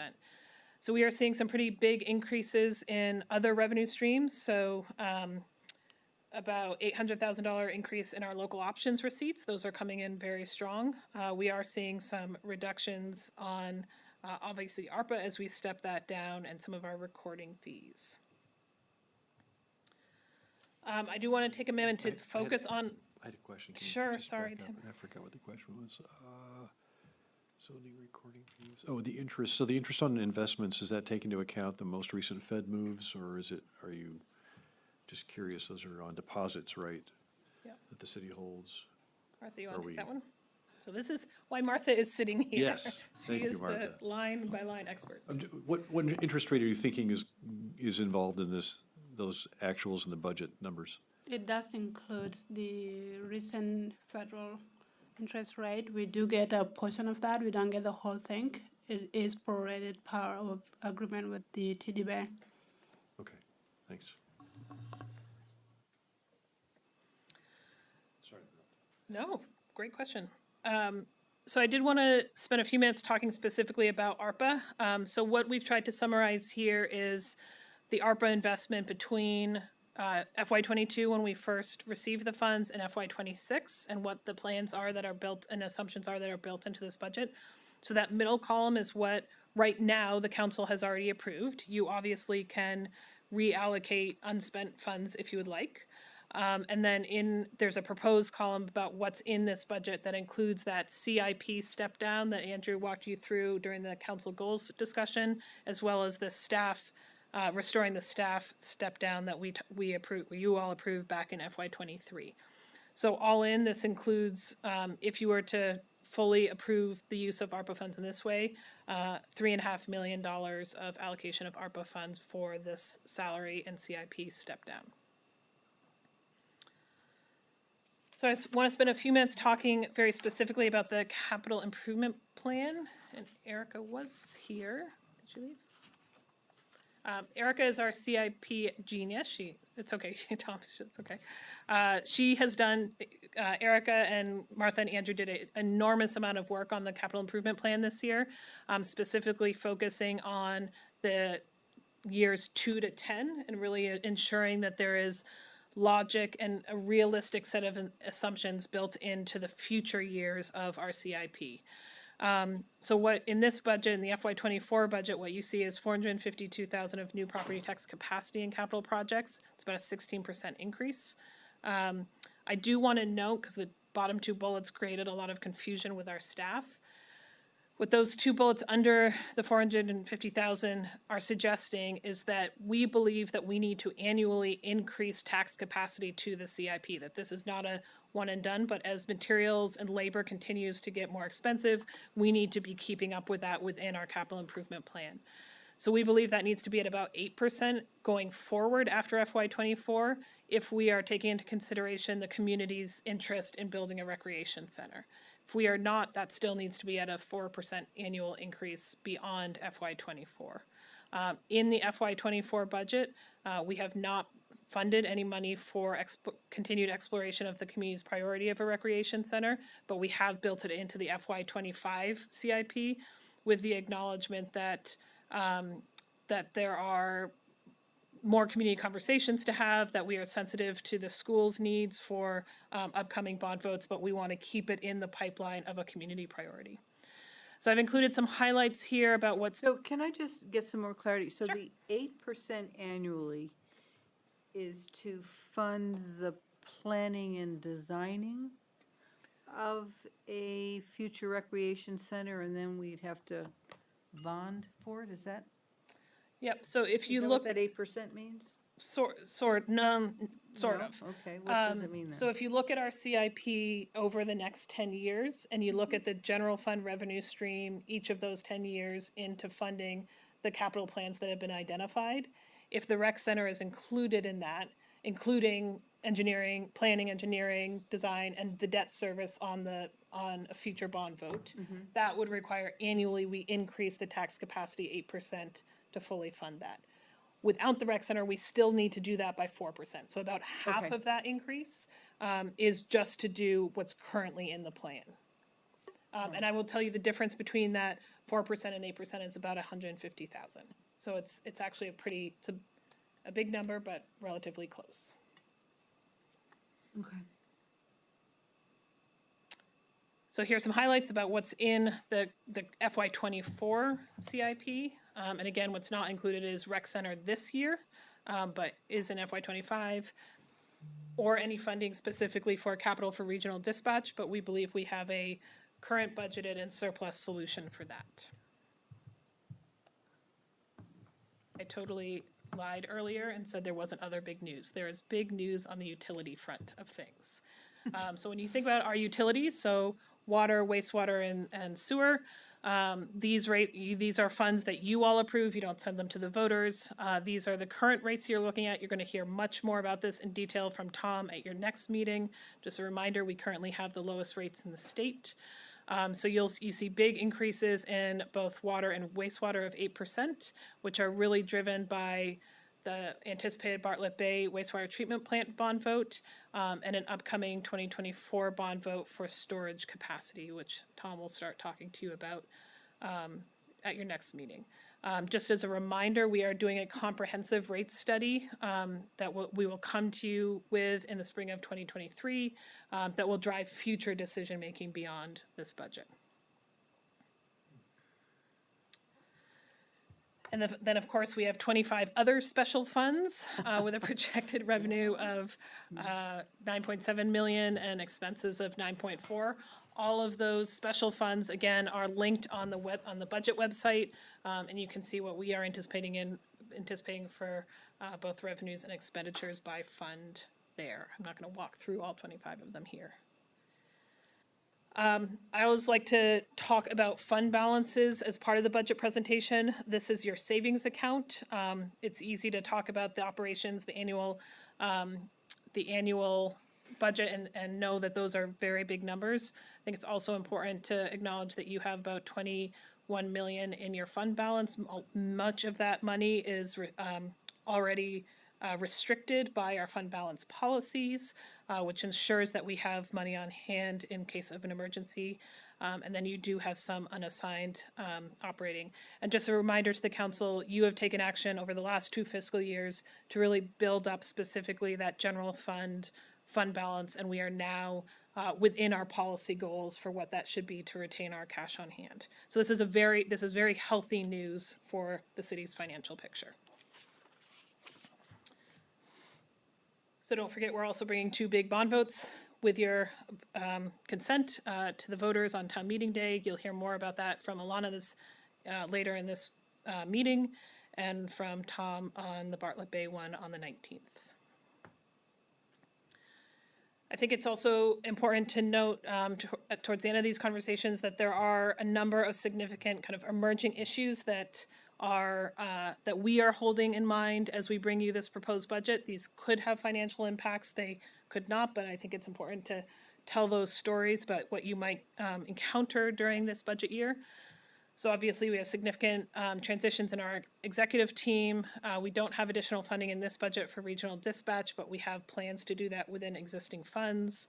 You will see that 2024 bond vote on water storage. We are renegotiating our marathon health structure, so that could have financial impacts. Our fire collective bargaining agreement expires at the end of this budget year, and we are seeing huge wage pressures from our surrounding municipalities. You've probably read about that in the news, especially within public safety. So what you will hear over the next couple of budget hearings is one from your experts. You can stop listening to me and hear from the experts on the leadership team. We have standardized our presentation, so hopefully that will ease how we're sharing information with you, and hopefully we'll hear from the community. And this is the schedule of the budget presentations that I think you all are well aware of. Mm-hmm. So we have 3 more tonight. Buckle up. Any questions about the overview? Team, did I miss anything significant that you all wanted me to add? No. Shaking their heads, no. Okay. Shall I just keep going? Yeah, do we want to, Oh, you have to set Donna the, is here, do you want to? you can do that. I would ask, actually, I should have said this at the outset, we have put on the agenda to receive this overview presentation and to set the public hearing. Oh, So okay. you will have budget presentations from the department heads. Oh, I can stop sharing this. Over the next several meetings, but we would request that you set the public hearing on the general fund budget and enterprise fund budgets and capital improvement plan for January 17th at 7 p.m. Obviously, this document can change before that night if you so choose. You want that motion now? So I'll move that we set a public hearing, after which we will act to send a budget to the voters on January 17th at 7 p.m. Second. Any discussion? All in favor? Say aye. Aye. Okay, so we have set that. Great. So now you could go back to your tabled item, if you wanted to go back to Donna. Okay. I think I would like to just go back, since Donna Laban is here. She's our final applicant for the Planning Commission, so she doesn't have to sit through all of this. She doesn't get to sit through all of this. This is fascinating budget stuff. Okay. So, welcome, and thank you for your interest. We got your application, and why don't you tell us just briefly why you want to serve and kind of what you bring to the table that is important.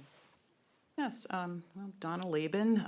I've been a 30-year resident of South Burlington, and it's not my first time I'm applying for the Planning Commission, but I hope to be more successful at this point. I've been following the Planning Commission for quite a long time and am very impressed that they've been able to bring some very progressive policies and that acknowledge both the need for development of housing as well as the need for preservation of natural areas. I think my background has kind of followed along with what the Planning Commission does. I'm an architect by profession. Although I don't do architecture specifically now, I have a consulting business, which is winding down. I'm kind of easing into retirement, still doing some work. So I have a little bit more time than I had before. And, but I also am very, very interested in kind of following the direction that the Planning Commission has been able to achieve in a fine balancing act, really. You know, it's like the pressure of development in a city like South Burlington is obvious.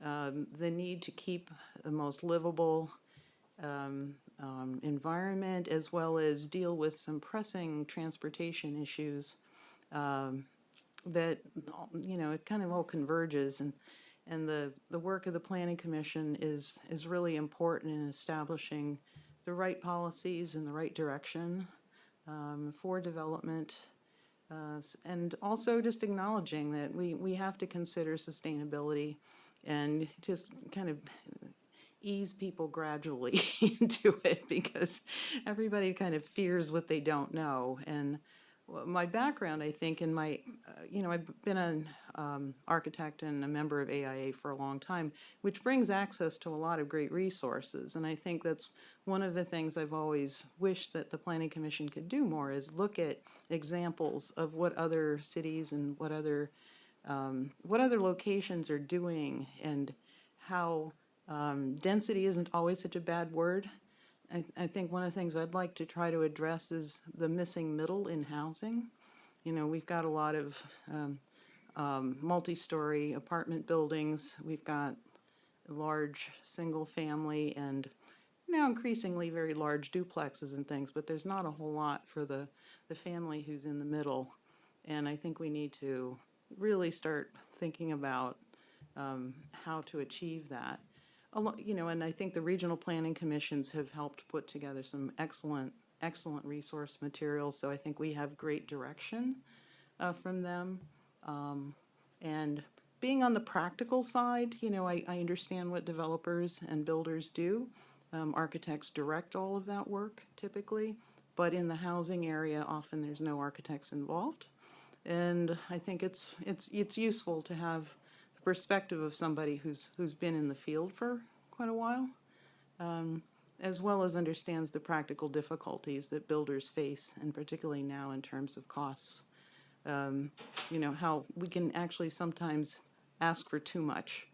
And I think we have to be careful, you know, to understand that everything we ask for costs money, and understand when maybe sometimes we need to ask for a little bit less and expect that with cooperation from the development community, that we can achieve something a little bit better than we've been getting, at least in terms of the middle housing, you know, the middle of the housing market.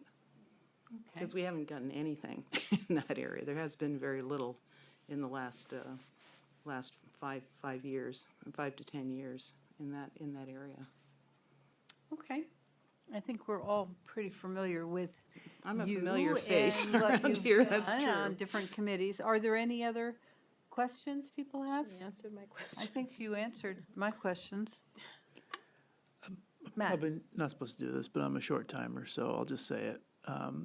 I first met Donna when I was on the Development Review Board, and we had a very large commercial project that everyone sees when they drive on 89.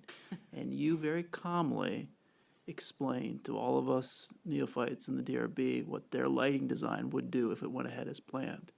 and you worked with us and the developer to make a better project. And I want to thank you for that.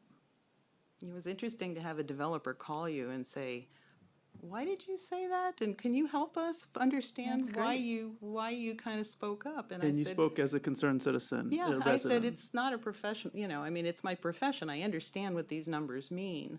And it's also interesting now that the people from Act 250 actually have some training money, so we're hoping that they can start to understand more about what the numbers mean in terms of lighting design. Anyways, thank you for that, Donna. You're welcome. All right, do you have any questions for us? Okay, we're going to make a Not really. decision tonight. At the end of the meeting, we'll have an executive session and then let the selected candidate, all of the candidates know tomorrow. Okay. All righty? Well, thank you very much for the opportunity. Thank you very much. I'm going to stick around. This is budgets. Oh, man, this is so interesting. It is exciting, but, Well, especially with the TIF district, too. Very, very interested in how that goes. all righty. So let's go back to, I guess we're at item 9. We're going to receive the general government presentation. Yes. So again, you will hear from me, but there are much better experts in the room. So this, I think this is our standard overview presentation. You'll see all of the presentations follow this format. So talking about staffing, successes, the FY24 budget, CIP, emerging issues, and a spotlight. So this is who I am speaking on behalf right now, and team, definitely pipe up when you want. Planning and zoning, clerks, legal, physical plant, assessing and tax collection, finance, and IT. These are really the backbone of your municipal government. These are the folks that ensure that the operations of the city can continue for those out in the community providing direct service. And as you see, we do have 2 significant vacancies now, deputy manager and the communications coordinator, and our new HR director, Daisy Brayton, starting in January. So we want to start, as always, by highlighting some of our key FY22 and 23 successes to date. This team hired over 20 new teammates, including a public works director who's here, a fire chief who's here, deputy director in public works, as well as a police lieutenant, many great new teammates across the city. All staff after this week with the fire department will have received structural competency and cultural humility training by Dr. Mercedes Avila, who lives here in South Burlington. We negotiated a number of successful collective bargaining agreements, spent a lot of time focusing on cybersecurity and shoring up our IT systems to make sure we were resilient and protected. We adopted a lot of land development regulations. You all adopted a lot of land development regulations with the staff support from planning and zoning and a climate action plan, and issued zoning permits for 307 new homes within the form-based code, as well as beta and on logic this year. On the revenue side of things, you heard me says a bit earlier, our zoning permit fees are going up quite significantly at $130,000 project increase in this FY24 budget. On the other side of that equation, our clerks' recording revenues are decreasing by a projected $45,000. Some of that is offset by our vital records increasing about $13,000, and that's really based on the actuals that we have seen in past years. Please stop me if you want to talk about it. Decrease because why is It's fewer homes sold? Donna, do you want to talk about that? I didn't hear the question. The clerk recording revenues decrease due to increased mortgage interest rates because Fewer, the fewer refis? fewer is that- changes in. Interest rates going up, Yeah. people are not buying and selling, they're staying put as opposed to going out buying that new house. Plus or flipping homes. upgrading. So fewer So purchases fewer sales, and Yeah. fewer. no refinancing, fewer sales. Okay. Thanks, Tom. On the expenditure side of things, we are focusing on technical work and relying on our clerk's office to be that face of City Hall with the addition or with the reassignment of the full-time staff in tax collection and assessing. This is the restoration of a position that was eliminated several years ago, and we will, of course, backfill the city clerk's office when needed. We are seeing in these budgets quite a significant increase in our utility rates, as again, we are seeing across the nation. The increase in planning and zoning staffing we are doing mid-year in FY '23 is reflected in the baseline FY '24 budget. And we're continuing to invest in our IT technology to protect us and integrate police fully into our municipal IT team. This backbone team's significant request to fully support the entire city is restoring this GIS and policy and data analyst. It's about a $97,000 price tag all in with salary and benefits. This GIS position was eliminated in 2020. Department heads were asked to take on this role. We have a tremendous amount of data in the city that we are not using, whether that's calls for service data, energy data, infrastructure data, staffing data. And we really believe that to best meet the community's needs and to give you the best guidance we can about policy questions, we need somebody who's focused on mapping, data collection, data aggregation, and communication. Is this a little more expanded from the one that we eliminated in 2020? So my understanding, and I wasn't here, but the 2020 staff was really focused on GIS, which Right. we would certainly hire somebody with great technical GIS skills in this role, but it is more expansive than that. It's connecting that data handling ability, data handling experience with mapping and the ability to say, okay, given these things that we are seeing with this data on this map or in this analysis, how do we best advise on policy, on making data-driven decisions within city operations? So yes, it's a bit expanded. I will say it's also, as I think most of you council know, I started municipal government in a STAT program, so this is very near and dear to my very dorky heart. But I think we could do a lot of really good work for you all as a council with additional data. So our CIP projects within general government focus on upgrading our HVAC and weatherization systems, focusing on installing heat pumps at Public Works. And really we wanted to call out with the start of our physical plant team, trying to get into a proactive stance with our facilities, instead of doing all reactionary, something's broken and we're going out on an emergency basis and fixing it, trying to get ahead of that curve and do repairs in-house when we at all have the abilities to do that. I do want to note that our oldest generator was in our Heinsberg Road pump station, 1964, and will be replaced with insurance dollars.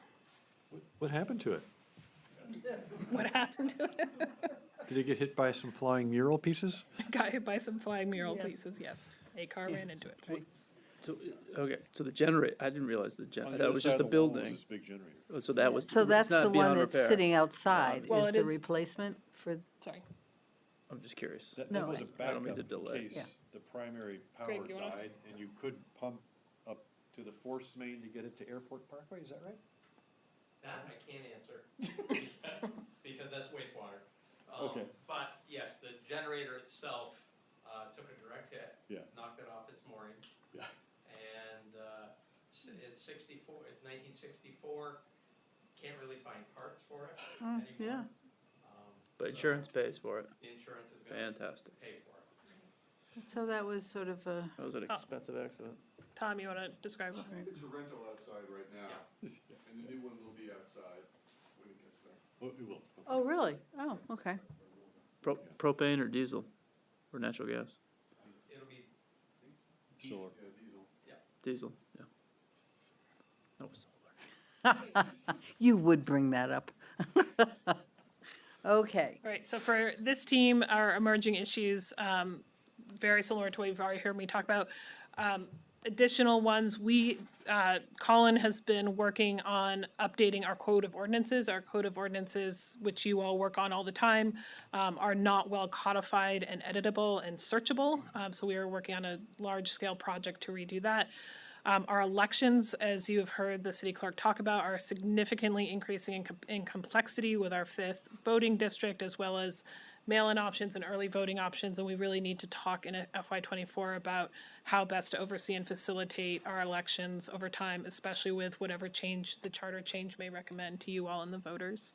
Of course, we continue to see supply chain issues and demand issues with increased hours of operation, complexity of development review and permitting, and hopefully a new comprehensive plan.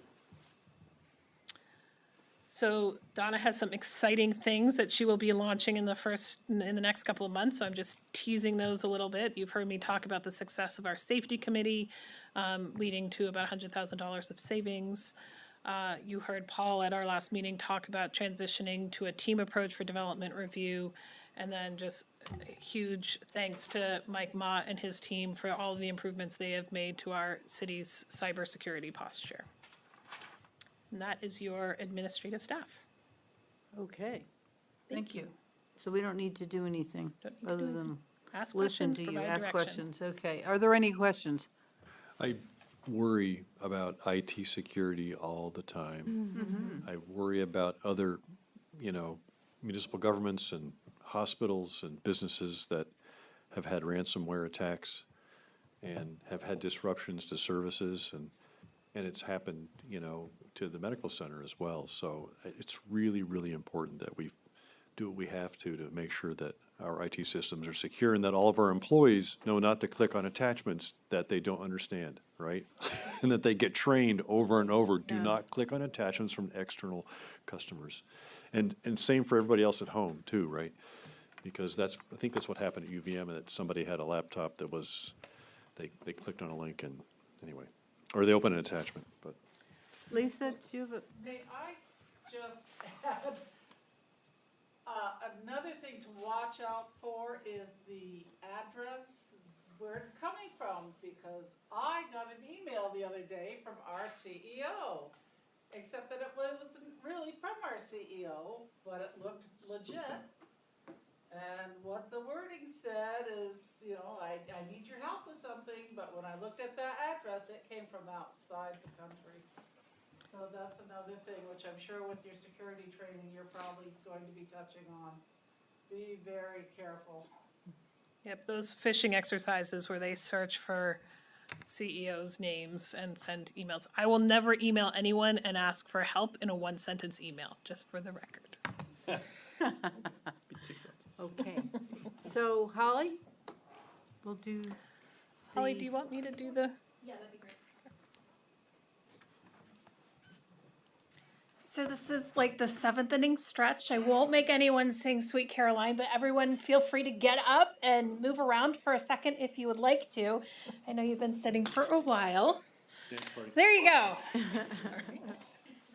You have to put your helmet, your hat thing on if you're gonna Yeah, I get was up and wondering when dance. Tim has some little halftime entertainment. Fun we had earlier, but the fun's over. The fun is just beginning. Holly Reese, Recreation and Parks Director. Jesse's going to forward slides for me, so I'll just do a head nod. I might be dancing too. So just an overview. First of all, a beautiful view from Overlook for our overview. We're going to be going over the department staffing, which is small but mighty, some key FY22 and 23 successes, which I'm sure you're already aware of and hear positive feedback about, as well as budget proposals, some capital improvement plans, some emerging issues, and definitely spotlight on staff. How did you get that picture? Drone? It is Travis Ladd, one of our staff members, took it. You climbed a tree? He did not. It's a perfectly situated view with a great camera. I know you didn't have to stand on anything either. Wow. And I'm pretty sure that island is South Burlington, It's Juniper Island. right? Juniper Island, which is Juniper part of South Burlington. And there's a house out there. Yep. Y'all knocked on it when you've campaigned? They named that. So we're ready for our department overview and staffing. So we are, as I said, a small but mighty team. It's made up of two program staff, which are Brett and Nick. Nick was hired a year ago, February, so he's coming up on his anniversary, which is exciting.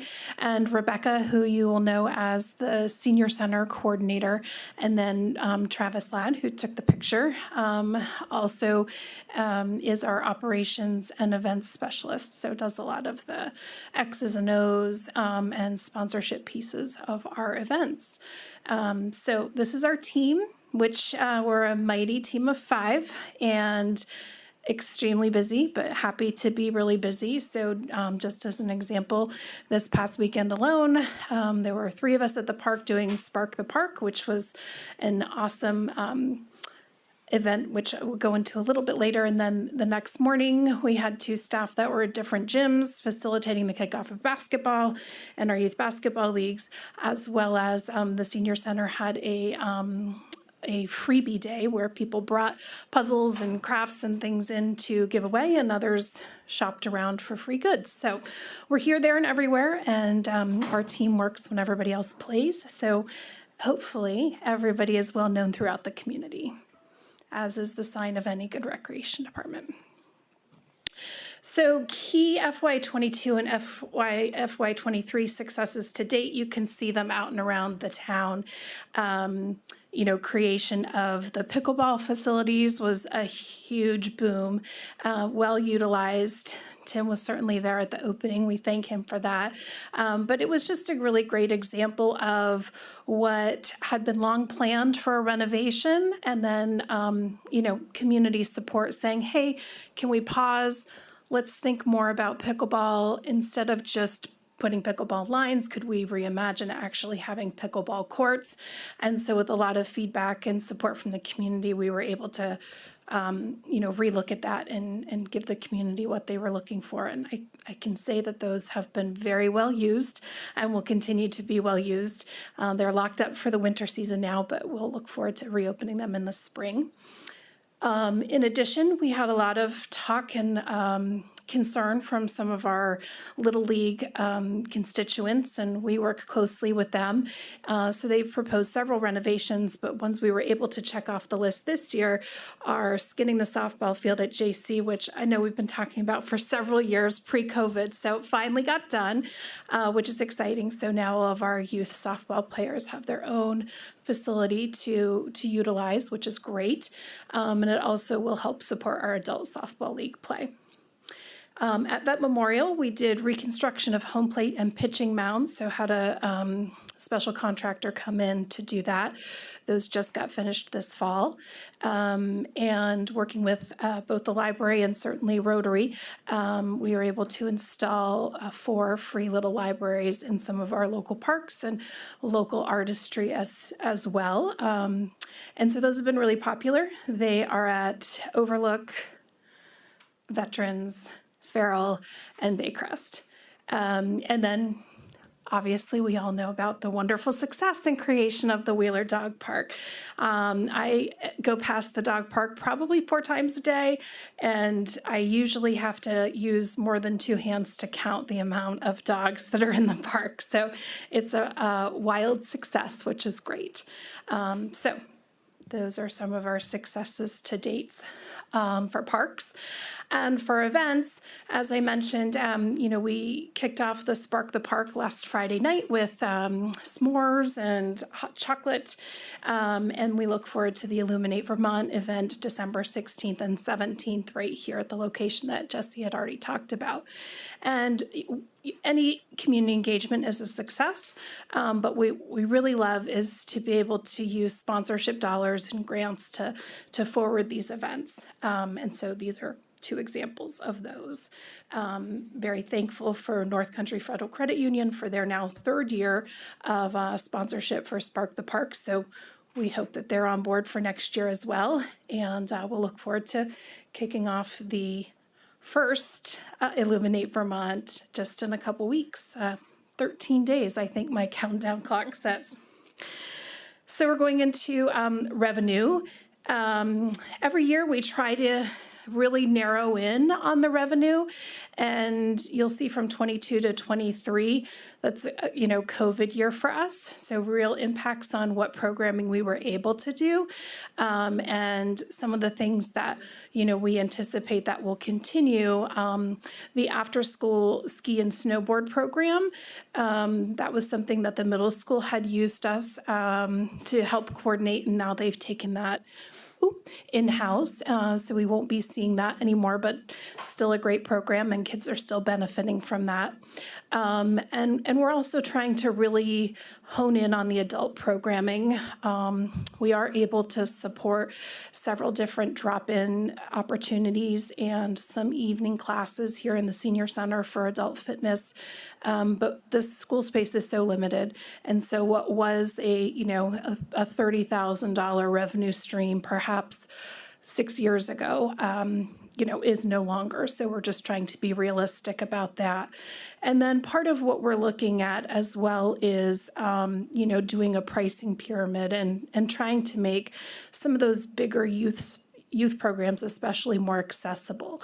And as we started to see those prices creep and we started to now be charged for some weekend facility use at the schools, we were seeing a $55 and a $65 registration fee for youth basketball, and that just didn't feel appropriate. So we are planning for both for soccer and for basketball of doing a $10 registration fee. So we'll get supports for jerseys from sponsorships, but we're just really feeling like those need to be accessible programs for everybody. So that's some of the revenue cut that you'll see. And in terms of expenditures, as Jesse said, the department budgets are now carrying those, what were historically human resource line items.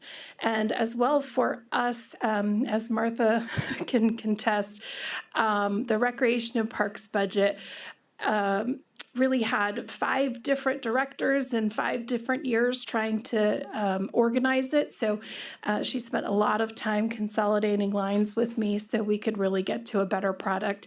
They're fairly easy to read through, not asking for any significant increases for sure in expenditures other than including those human resource pieces. CIP projects for 24, so 2 columns, general fund projects for $100,000 and then rec impact fee projects. So for the general fund, we've got baseball dugout replacements, and those are stepped out, so 1 set each of the 4 or 5 years. Dog waste stations, so you also heard about this in the Common Areas for Dogs Committee ARPA request fund. So they are proposing an inventory, added inventory of dog waste stations around the community, as well as bleacher replacement. So that's just the shelf life of bleachers. We've got some that need to come offline for safety issues. So that's at Vet Memorial Park. Roof replacements. Those are both the JC Pavilion and the Red Rocks Pavilion. Those are in pretty significant need of repair. And then Veterans Memorial Park, the $28,000 would be for there's a bandshell beam that needs replacement. It's rotting out, as well as some safety upgrades for lighting. And then the recreation impact fees, 3 specific projects. The South Village Recreation Amenity, that's been on the list for several years. It ebbs and flows with urgency, and we've been working with the developer. They're going to be making a commercial property on that corner, and on the back of that would be bathrooms to sustain the recreation amenities. So we're not at a point of constructing that yet, but it stays in the queue. Matt? Can I just ask a question about that? The recreational amenity, you haven't said soccer field. Is there, you say ebbs and flows, could it be something other than a field? So the current plan is for a youth soccer field, and as I mentioned, parking facilities, as well as the bathroom facilities. So those would be something that are part of our inventory. That hasn't changed, though. It hasn't changed yet. Nope, still there. Additional dog park creation. So the Common Area Committee for Dogs has proposed that there's a dog park in each quadrant of the city. And so this would support that, and park signage. So as we have both, the Rye Meadows property and then the O'Brien Hillside property coming on, those, two playgrounds that are already there will need to be signed, and so money in there for that. Have they been deeded to the city yet? Not yet. And before we accept that deed, are there, I know, with streets and things, there's a certain level of construction that we require. And I'm just curious if there's any, requirements for a park and the equipment that we then take on, because then we have to maintain it and replace it and assume that it's safe. And are there those kinds of standards? Yeah, I mean, I know Tom is in the audience now, so there's something that we've been working on, acknowledging that they need to exist. I mean, certainly, there's playground safety inspection that needs to happen ahead of that. For these two projects, the Recreation and Parks Committee was consulted as to what equipment felt appropriate to go in there. But it's a new process for the city, so it isn't as vetted and developed as, streets or those other assets. All right, I was just curious. This is the first I've heard of this, and I just wondered if it was, I just don't, does anyone else remember that in any of the documents and LDRs requiring this and stuff like that? Paul, is there standards within the permits? And, well, if you want to come up and answer that, well, what I will also say is this is a little speaking out of school, but the technology for playgrounds has really expanded in the last couple of years, and there are standards for how playgrounds must meet safety recommendations. So at a minimum, they would do that. But I was also thinking of drainage and stuff, like for all the grass and. Hi, folks. Paul Connor, Director of Planning and Zoning. So, for the past, since 2006, in the Southeast Quadrant, we've had standards that have said that there's a target of 7.5 acres of developed parkland per 1,000 population. So that's what the DRB has had to go with. Developed has been subject to the board's interpretation on a case-by-case basis. More recently, this year, on a citywide basis, you adopted standards both in the subdivision and then later with site amenities that give more sort of robust description of what is sort of expected from an amenity perspective. It's still sort of criteria rather than, one slide, one swing. It doesn't get into the super specifics, but it gives a sense of like, if you're proposing this kind of amenity, whether it's a very urban one or a more residential one, that its characteristics are supposed to be X, Y, Z. That's the approach that we've taken, and then we're pairing that, as Holly said, with anything that would become public. We're putting in the processes into place to make sure that there's a certified playground specialist who's reviewing it to make sure that it is installed correctly, and we're involving our rec department and public works folks during the development review process, for example, with the O'Brien Eastview neighborhood, to make sure that the amenities that are going in, if they're going to be public, are meeting a community need and that they're maintainable long-term.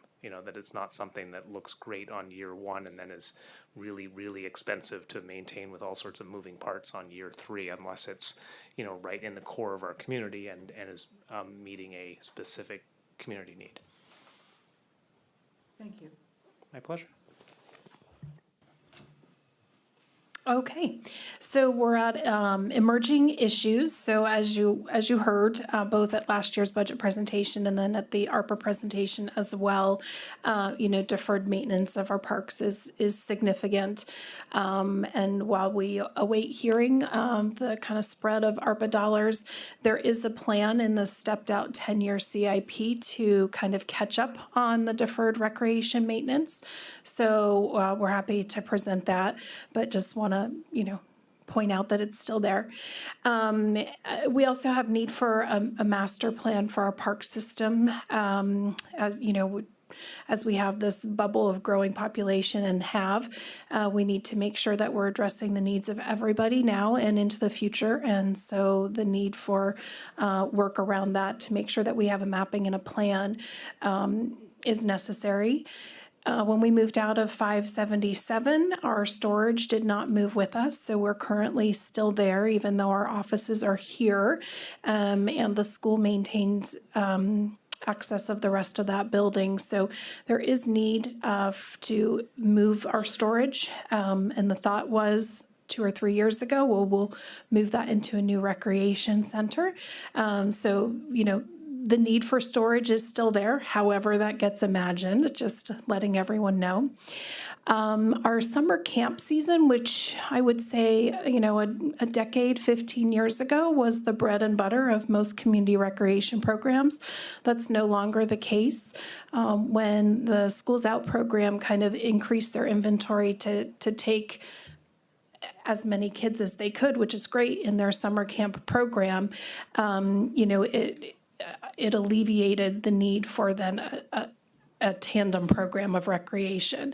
And so we have always put together a part-time camp inventory, so either a morning camp or an afternoon camp or a specialty week camp. And we are finding when we don't have that anchor of a day camp to then kind of do a tennis camp in the morning, but then go to traditional day camp in the afternoon, that, our camps are struggling. And so I think we're just always looking at that with a critical eye to see if it makes sense to continue doing that. It's a lot of time and energy. And if it's something that, our community isn't in need of, I think that we can spend the energy in other ways. So we're still planning a camp season for this year, but just something that we're keeping an eye on. Community garden access is another one. So we, have significant wait lists at our Wheeler Community Gardens. So we want to make sure that we're, looking to the future of where else we can put community gardens and that we have staff to sustain those. As well as, equity and making sure that this ties in with the master parks plan as well, but that there's, an accessible park within a quarter mile of each residence, and that would be the ideal. We certainly aren't there right now, but keeping in the forefront that need. And then, community facilities. We talk about the needs for daycare. We've talked about the needs for teen centers. We've talked about the needs for Boys and Girls kind of club. We've talked about indoor recreation needs, and those needs all kind of converge also with school needs. So it's all part of the same conversation as an emerging issue. Yeah. I jumped the gun. I'm sorry. That's okay. You're good. We can go to department highlights. And so just to do a little showcase of us. So we have a flourishing senior center, which I would say is a huge department highlight. I think it is busier than any of us could have imagined for year one.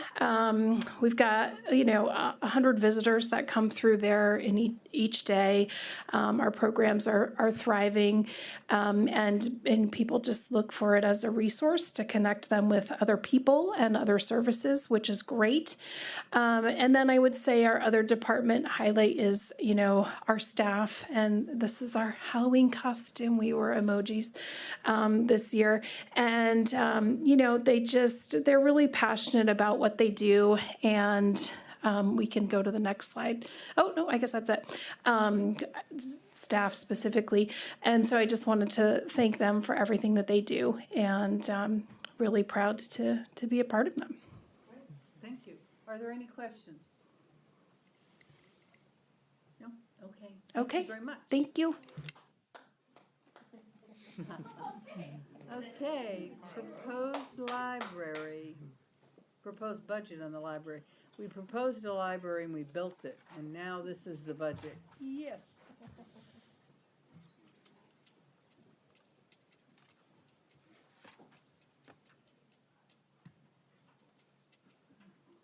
Good evening. I'm Jennifer Murray, Director of the Public Library, and with me is Stacy Pate, the Library Board's Chair. I think is the green light bright? Green light's green? Oh, green light's not green. There's green and there's green, yeah. Got it. Yeah, that's going to help a whole lot. You've got pretty much everything I'm going to talk about right in front of you. But so we'll start with the staffing overview. The library staff consists of 20 people at different levels of hiring. So our we have 12 and a half FTE. That's what comes out of those 20 people. One of the things that's exciting, I mentioned here that we have to be aware of benefits for part-time people and how can we support them in their employment. And one of the things that Andrew has set up before he took off was that our part-time people who are 19 hours and above can access some of the resources of Marathon. So I'm excited about that. Ready? So all of the successes that we've had, you've heard about through the year. Here is a list of them. I'd also like to add that our summer reading program this summer was very successful. It was a really exciting thing to see because we've had 2 years of not being able to really do summer reading. So we had, and this year we also had adults and teens who were engaged more than they had been in the past. So we had 61 teens, 70 adults, and 432 kids participate in the summer program. Other things that are of note up there, the ESL groups coming to the library, that's been a fabulous resource. The Alex with the Marcotte School ELL group, she got a grant. So we did one visit with them last year, and this year we've had 3, one from each of the elementary schools. And I think she has other funds to do other events. But I actually got to lead 2 of those tours of the children's room this year because Kelly was out. So it's just really wonderful to hear lots of different languages in the library and to watch teachers and parents and students all interacting. So that's been key, and it is one example of the staff really working hard to be inclusive, and so that's another thing I would highlight there.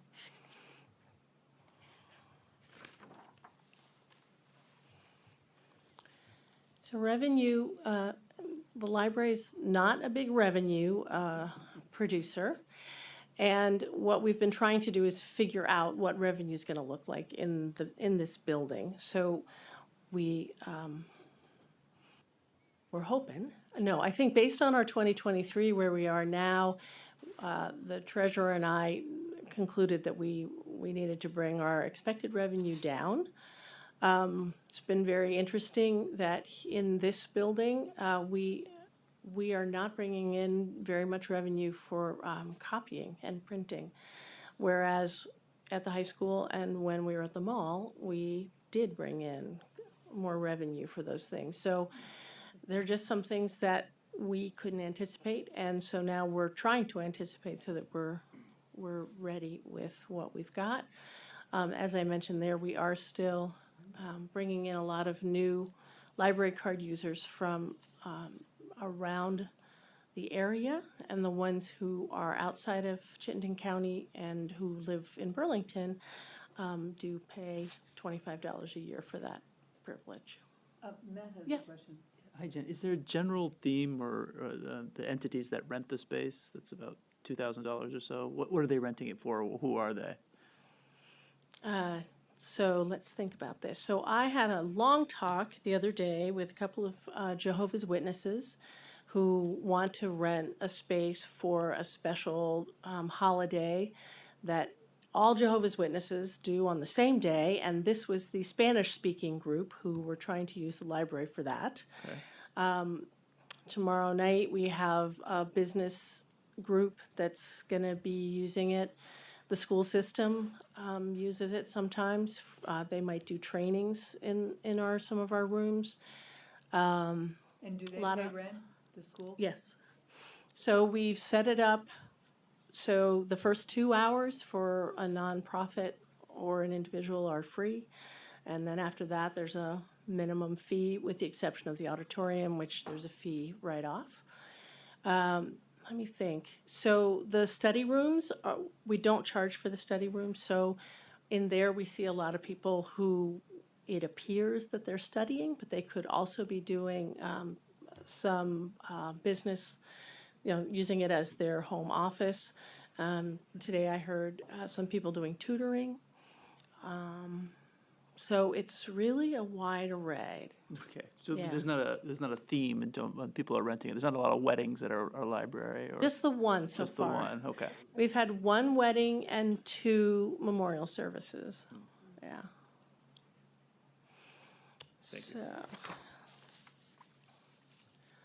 So expenditures, our wages and benefits also this year includes the longer list of benefits, which is why that number is a lot higher.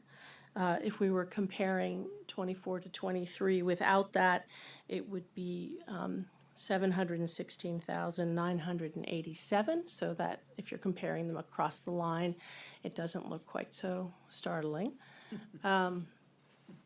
We are not looking for any major increases this year. Primarily, it's we're looking to pay for a lot of the same things that are going to cost a little more.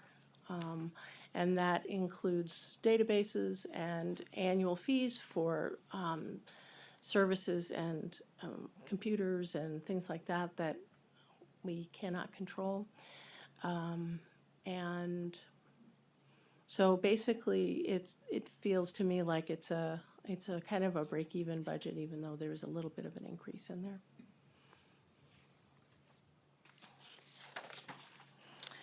So you heard a little bit about this van when we were talking about ARPA funds, but here's a nice picture.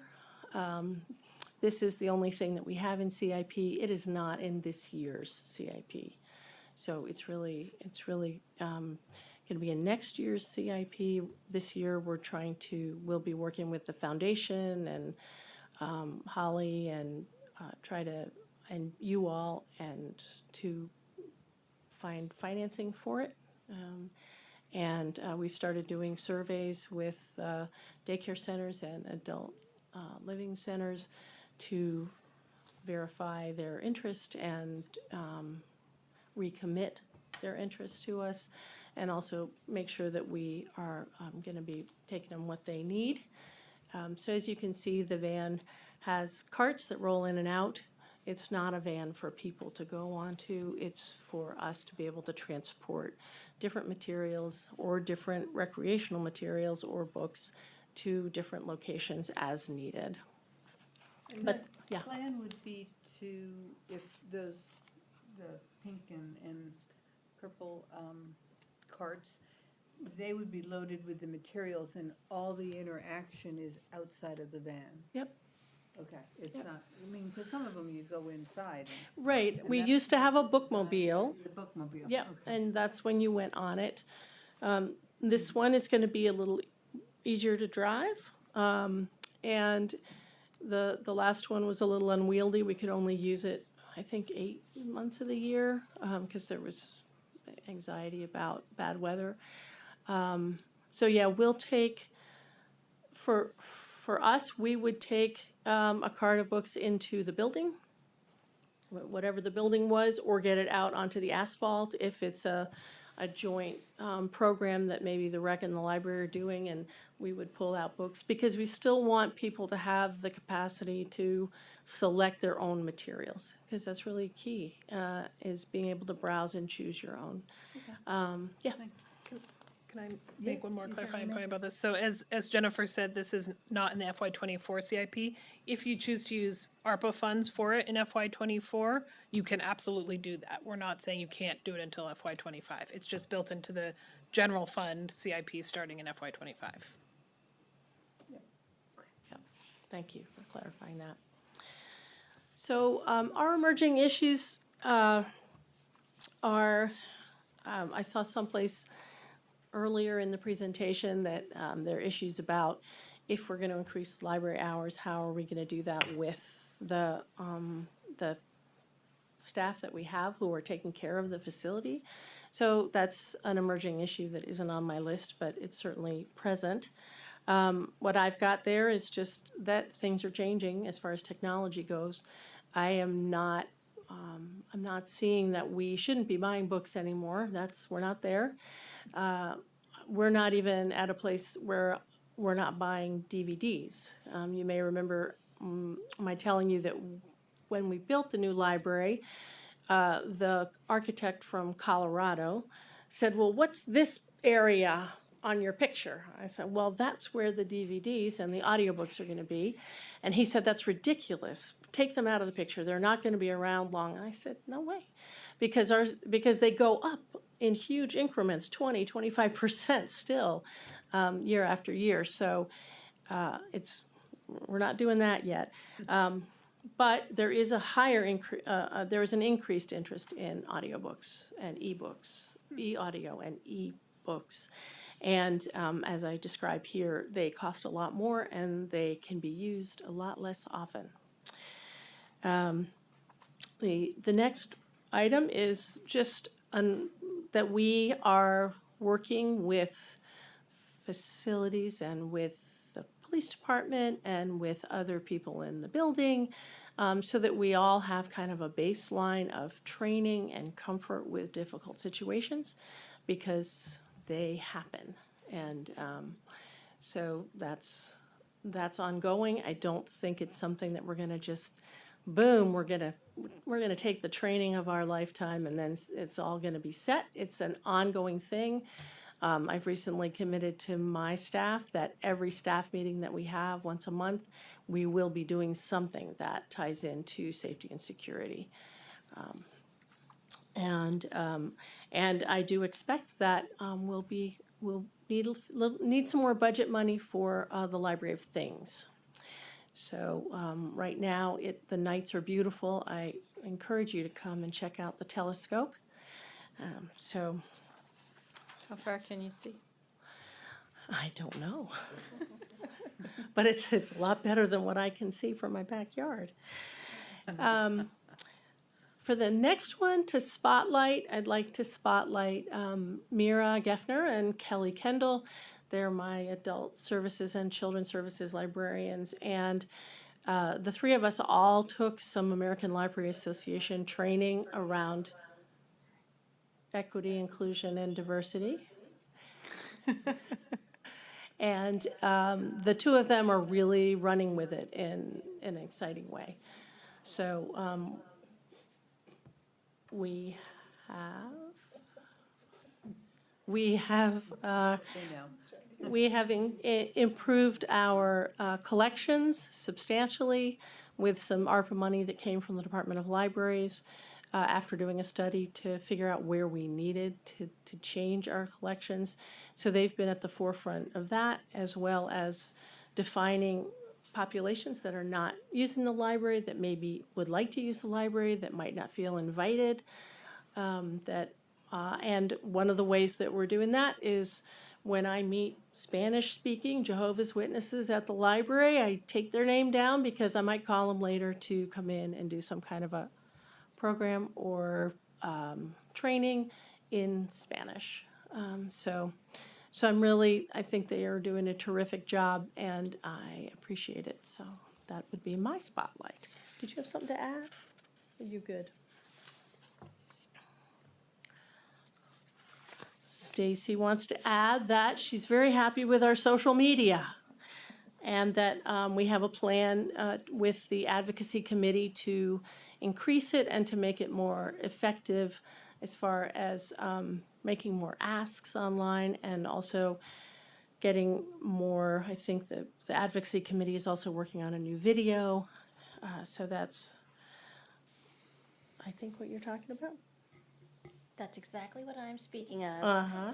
And also the highlight of Banned Book Week, which was really a great piece in the library. That was another spotlight that I would like to bring up, as well as bringing local artists for concerts and other programming. Thank you. Thank you. Any questions? Are there any questions? Simple question, Canopy. We're still limited to 2 movies per month, right? And the other thing is that if you pause the movie and then you turn off your TV and you come back later, that counts as 1 movie. It's a very sad situation. I mean, that's the thing with these electronic books, movies, is that we do not control the rules.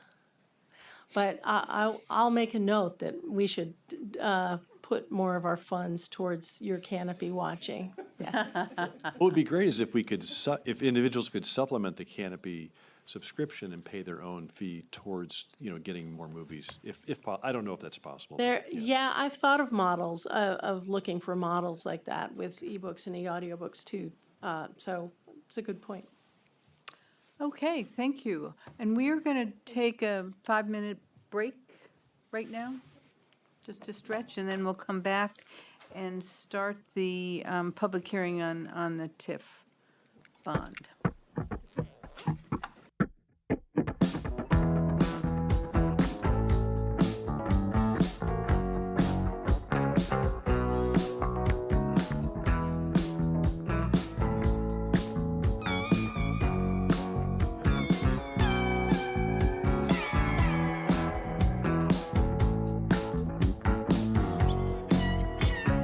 Park Phase 2.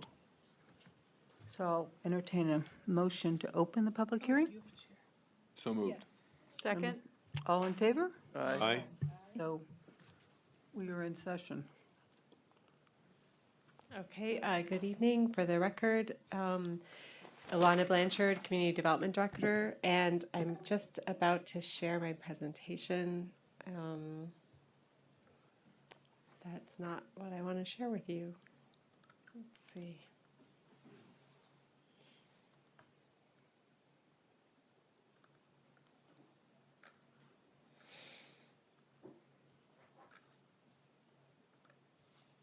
There we go. Okay.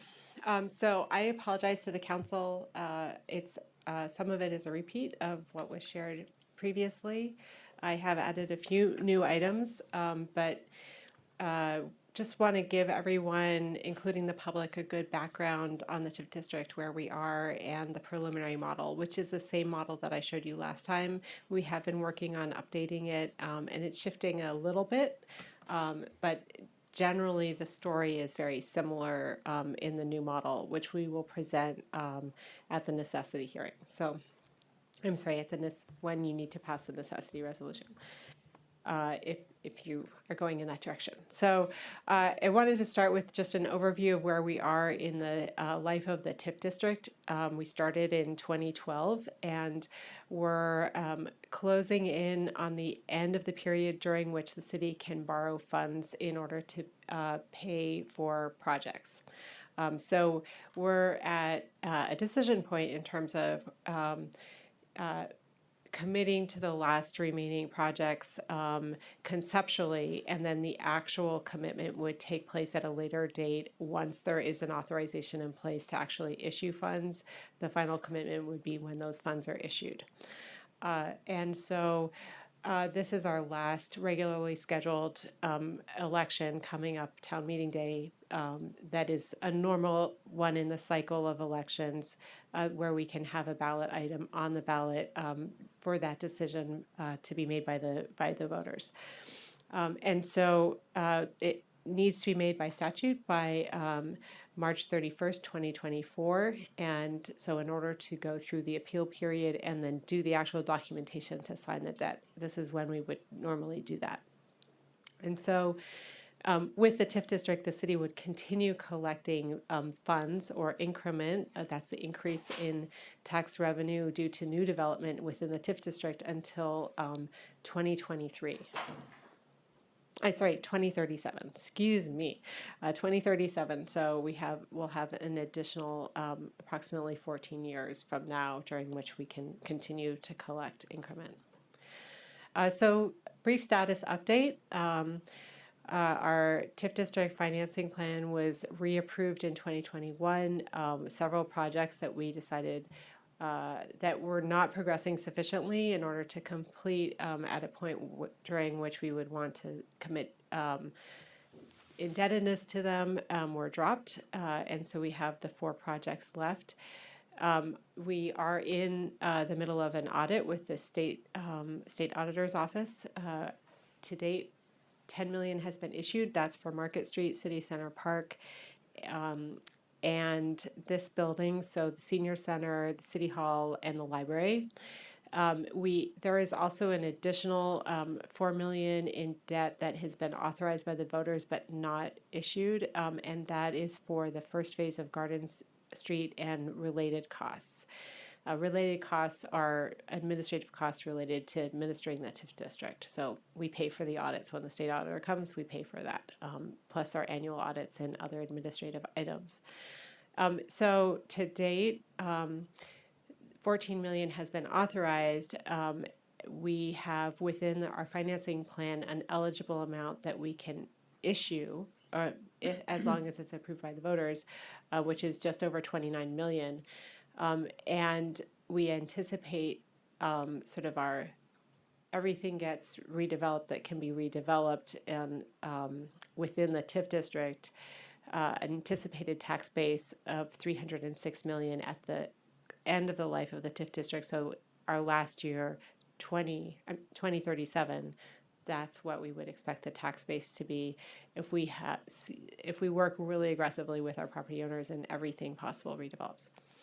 So this year, as Jesse pointed out, we had a growth in the grand list of 9.6%, which is significantly above the overall grand list. So more is happening in City Center, and sort of showing what our efforts have gotten us so far.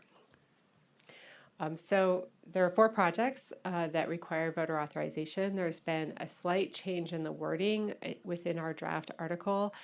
So Garden Street, Williston Road intersections, we're not specifying phase 2 in the same way that we did not specify phase 1 for the first authorization. We want to make sure that we can mix and match across the bond, so that if we have a smaller bond but it turns out we need more, we can take some from the first bond, or vice versa, we can move some from whatever this bond amount ends up being to the first phase, and are not quite as restricted. So the language is slightly looser. It mentions some of Midas Drive, but this project, Garden Street, the Williston Road intersection, which is essentially phase 2, goes from Midas Drive and White Street, and a realignment of that intersection over to Heinsberg Road, including installing pedestrian and bicycle facilities along those on those 2 intersections, and then between those 2 intersections on Williston Road.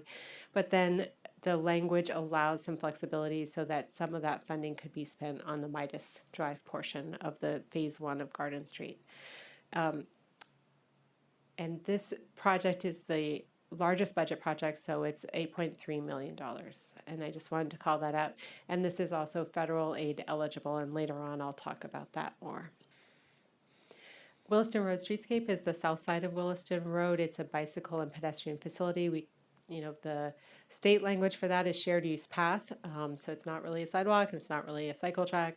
It's off-road, and there's a buffer between this shared use path and the street. The street width does not change at all. So everything that's in the roadway on Williston Road stays the same.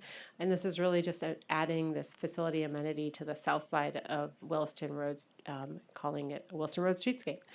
The budget is 2.6 million. We have an $800,000 grant, federal aid grant for this project. It's only 50% TIF district eligible. It is obviously federal aid eligible. Since we have one grant, we could pursue another grant for this project. And then the east-west crossing is the third project. This project is a large regional project. There's been a lot about it recently. It's 30% TIF district financing eligible. We have a $9.8 million federal grant for it. We have a very small gap of about $500,000, and for which we believe there are several different pots of funds that could be eligible to fund that gap. And then we also have permission through all the granting agencies to use federal funds, so we could also pursue a grant for this project as well for that gap. And I would say this goes all the way from Williston Road, wraps around the corner by CVS, and connects to the existing shared use path on Dorset. And then City Center Park Phase 2 Boardwalk shared use path connection is sort of a north-south connection to Garden Street and Market Street via City Center Park. And it's really a shared use path. It'll be lighted and available, no salt, because it is in a sensitive wetland area, but generally plowed throughout the winter. And so both access to the park, but also north-south access to the middle school, the high school from neighborhoods to the north, and to City Center from neighborhoods to the south. So this is budgeted at 1.1 million. It's 100%, this portion of the project is 100% TIF district eligible for financing. It's not federal aid eligible. And we're at the 60% design level. So there was recently a workshop on this project, and there's additional information on the website. So in total, the total amount of financing that authorization that is being sought is $15,086,430. That's essentially what the financing plan allows, and it's not necessarily what would be asked of the council to issue for debt, but because that's what the financing allows at this point, that's what we're asking for the authorization. That financing is based on the best information regarding the budgets, opinions of cost that we had from engineers, and it's fairly recent. So that's the amount that is being proposed for the question.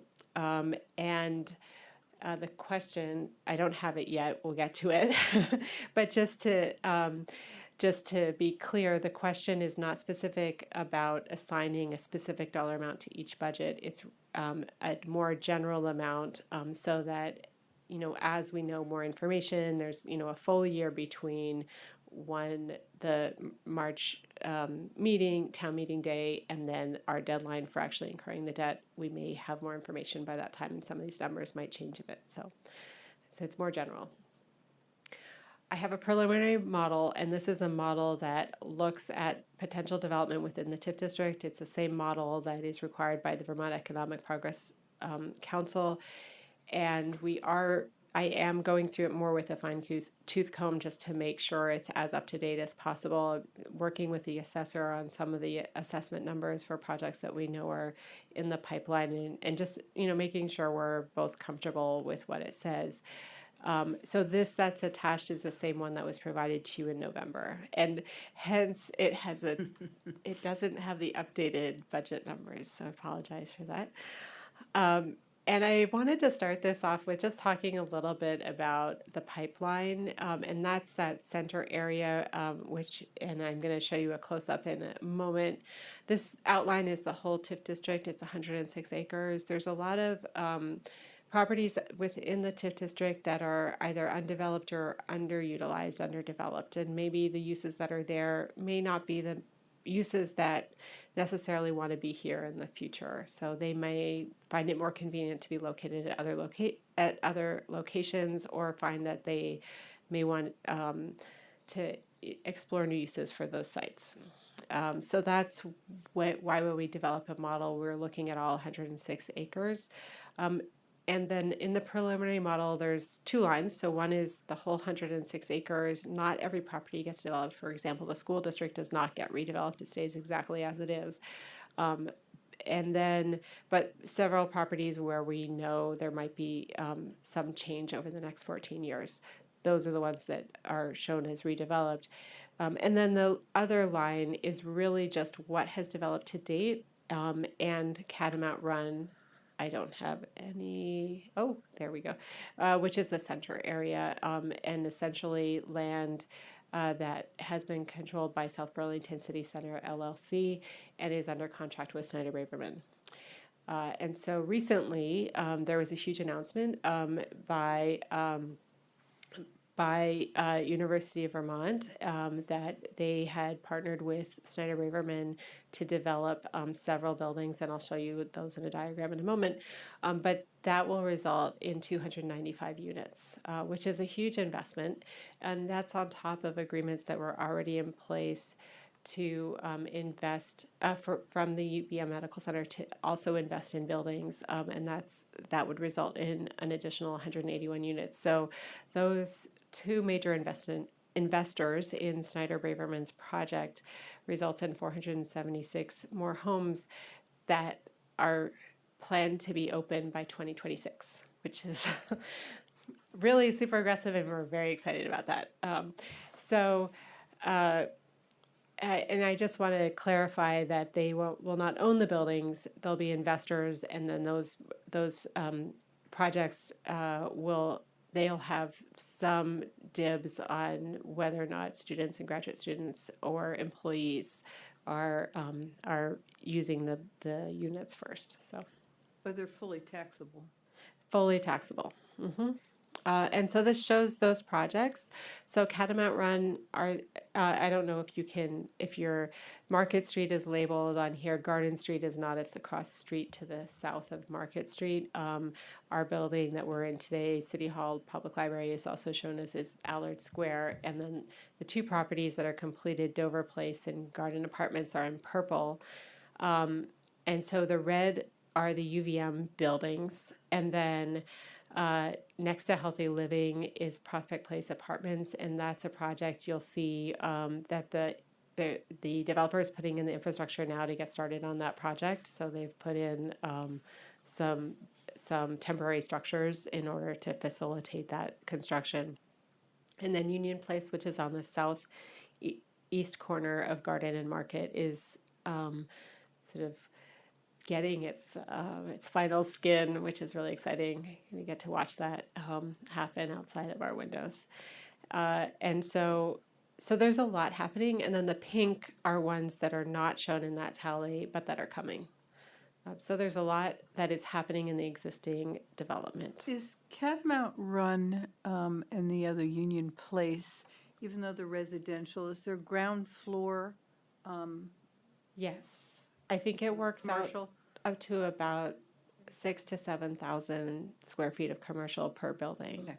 That's still in the design. That's still in the design, except for not in Union Place. I don't believe that has Not commercial. in Union, but in Catamount Run. Okay. Yes. And And also presumably the other pink ones at some point, depending Potentially, on what yeah. they are. Yeah, Prospect Place does have a small commercial space and then a daycare. So it's about 6 to 7,000 square feet also. Yeah.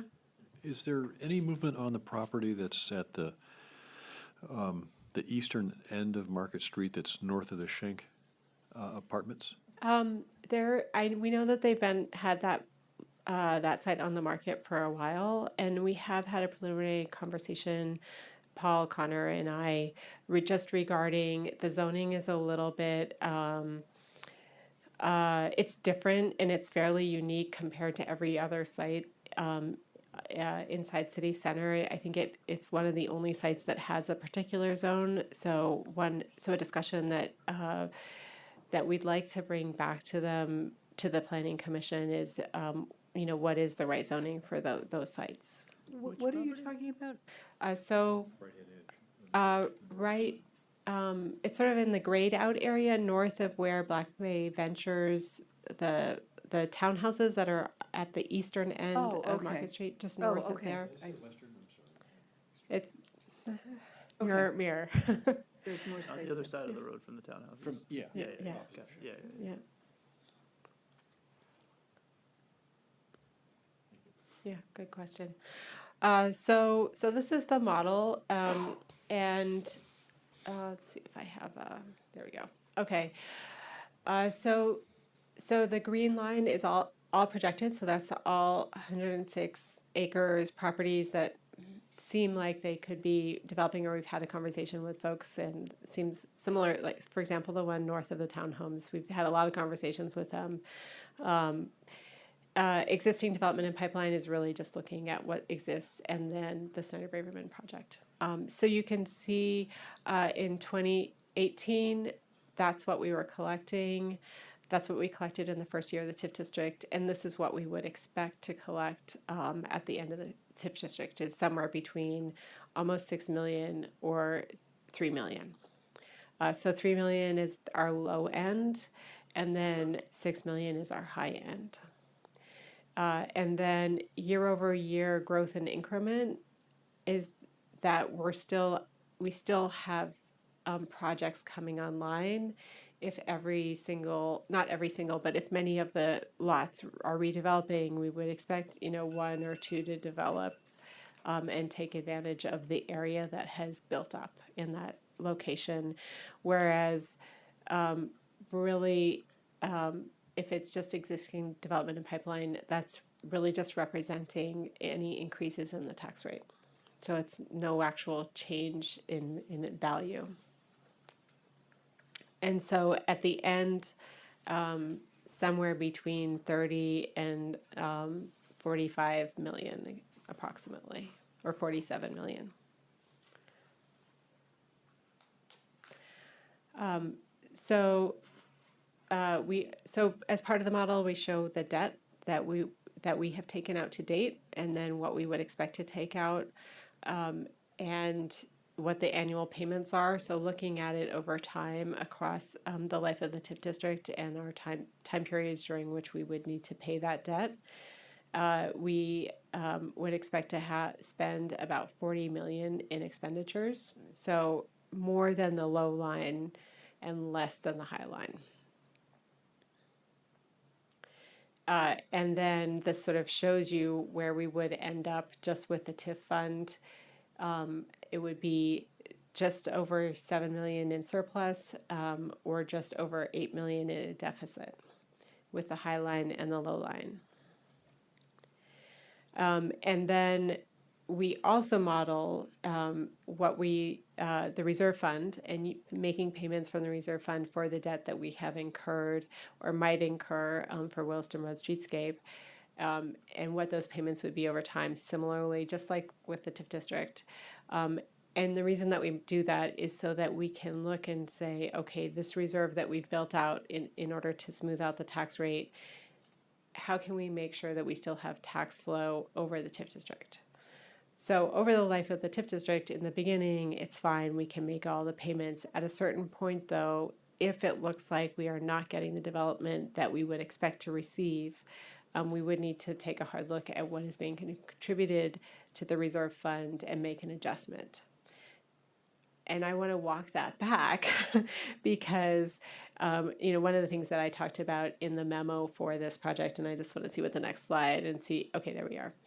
So one of the things that I want to talk about when we look at that yellow line at the very bottom and the green line and the difference between those two, and in fine tuning and looking at the pipeline, I want to see, where we end up with that yellow line. We really just don't want to be there. We want to look at other ways to mitigate that risk. And so primarily we want to work with developers and property owners to make sure that we are continuing to receive interest in redeveloping properties and in people making commitments to re-envisioning how their sites are being used, or are thinking about whether or not they want to continue where they are, and maybe sell their property to someone else who may be interested in redeveloping. So there were a lot of conversations that happened with Snyder Braverman before they got to where they are today. And it's been that's a particularly large and complicated property. It has a lot of environmental considerations and permitting that had to take place, but there are lots of other smaller properties. And so we want to make sure that we're doing that outreach to move that forward. The other one is that we will be looking for federal funds. There are 3 of the 4 projects, 3 are federal aid, and we want to make sure that we are seeking grants to sort of bring down that overall debt that is required to complete these projects. And then the third one is we'll continue to look for structures. We're structuring this debt in a way that is using more interest than we need to be. And so we'll be looking at other ways to structure the debt.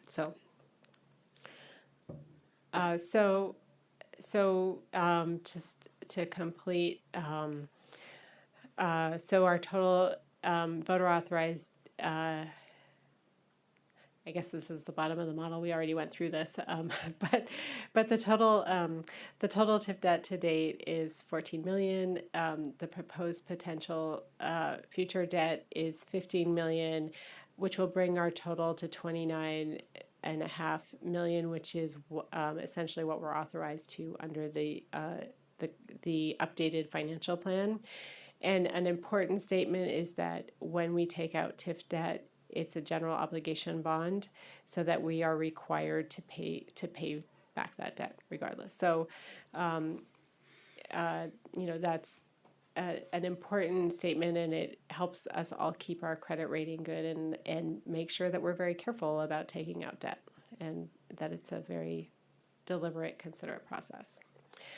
This is the draft article. Like I said, there's a change with Garden Street. It's no longer says 2. Everything else is just sort of fiddling with the lists to make sure that they're representative of the actual projects. So, thank you. Yeah. Was there a reason to put them all in one question as opposed to 4 individual questions? That's you. Do you want to answer it? I see you reaching. So that is council's prerogative. You could separate them out and list them individually. I think the way we have talked about it is that all of these pieces are necessary for their full build out of the TIF to realize that growth across the district. So we have talked about them together, but it is the council's prerogative how they show up on the ballot. Tom? But on that point, by no means if this gets approved, are we committing to doing all 4 of these? So any one of these might not. It just gives the council the bonding authority, correct? Correct. So was the discussion about too much verbiage on the ballot? No, it No. was more, We're obligated to print all that a menu text, as right? opposed to an à la carte, Oh, I mean, okay. it was just thinking about, how voters might respond. I'm just trying to see what your thinking was. I think the other part of our thinking on that is that with this being the last regular election for us to get voter approval within the TIF district, if we present it as an à la carte, if the community wants to realize this full vision and do all 4 projects, and we present it as an à la carte, there is a chance that one of them does not pass, or 2 or 3 or 4 of them don't pass. And then are we calling a special election, or are then we scaling back all of our projections within the model? Yeah, and yeah. No, I mean, I support them. I'm just thinking about, opposition to 1 or 2 projects, could that bring down all 4? I don't know. We've had good response to our TIF votes before. Yep. And I don't think that I think this, the whole package as one unit on the ballot would be sufficient to me. My only concern is, and I hate to voice this, but, the Tilly Drive properties, right, were completely purchased by UV Medical Center, right? Or they are going to be, right? And so they all are considered nonprofit, all those medical buildings. Is that No. true? No. Not at this point? Or there's a plan for them to buy them all? So I don't know of that plan. Okay. There's a plan for them to further invest in Tilly Drive through the current property Right. owner, the way they do for some of their parcels there now that are Right. commercial leases and pay full Right. municipal debt. I or thought I'd full read municipal taxes. a while ago that there was a plan for them to, so that's my fear is that like Catamount Run might be designated to be full for-profit, market rate. And then 2 years later, they go, we're gonna change that, and that really puts a spear in the heart of our TIF goal. So I don't know how to phrase that as a question or a statement, but it's just a fear. If somebody can assuage that fear, that'd be great, but Could maybe. they change it? I think that the amount that they're investing is 20 million. And I think they would need to invest a lot more in order to achieve that, if that was their goal. That's my thought. So, two additional thoughts on that. One, Alana is absolutely right. The amount they're investing is not purchasable at this point.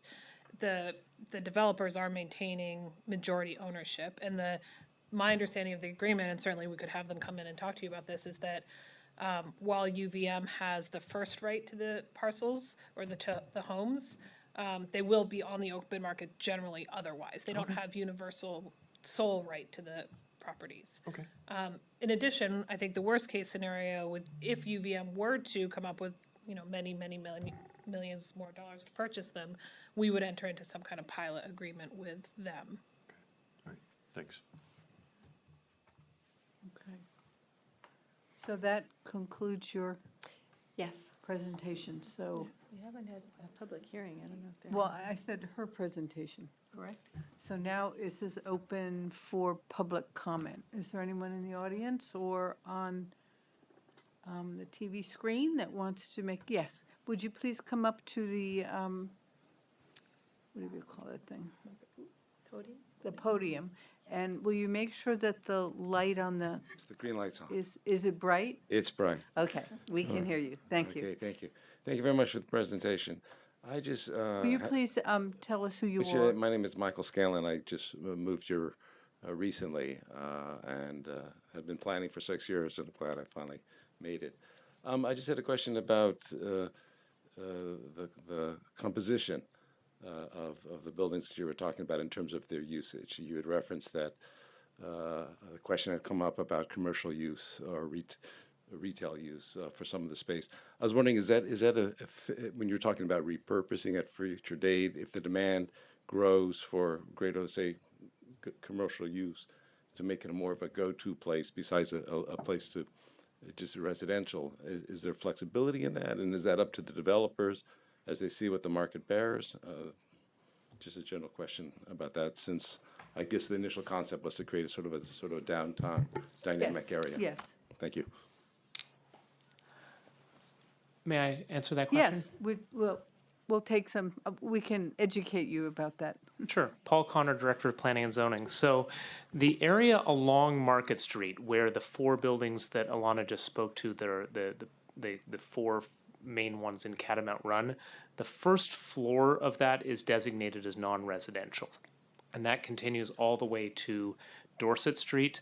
Should there be either buildings like the building we're sitting in right now that's a non-residential, or use or redevelopment of the building across the street, or the other ones as we head towards Dorset Street. So we're agnostic within what is non-residential, so that it can be evolving over time.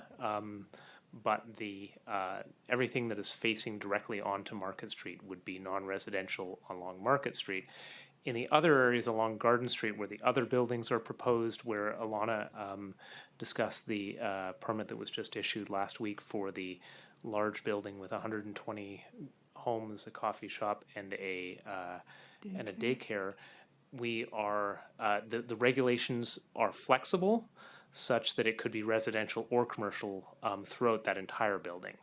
So it doesn't require one or the other, but we do have first floor heights that are generally consistent with commercial activity, so that buildings can evolve over time. So I think the question, if I understood it, was if it's built now as Catamount Run, as the ground floor is commercial and the upper three, it's only 4 stories, right? 3 stories is residential.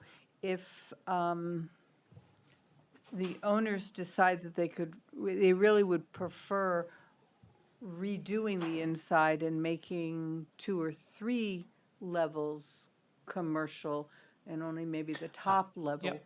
they So, can do that, can they not? Correct. So throughout the entire, what this is called the T5 district, and then the T4 is most of the rest of Williston Road, Dorset Street, the U-Mall property above the first story, where the zoning is agnostic. So Right. it can be residential or non-residential and can rotate between them. So it's really intended to be flexible.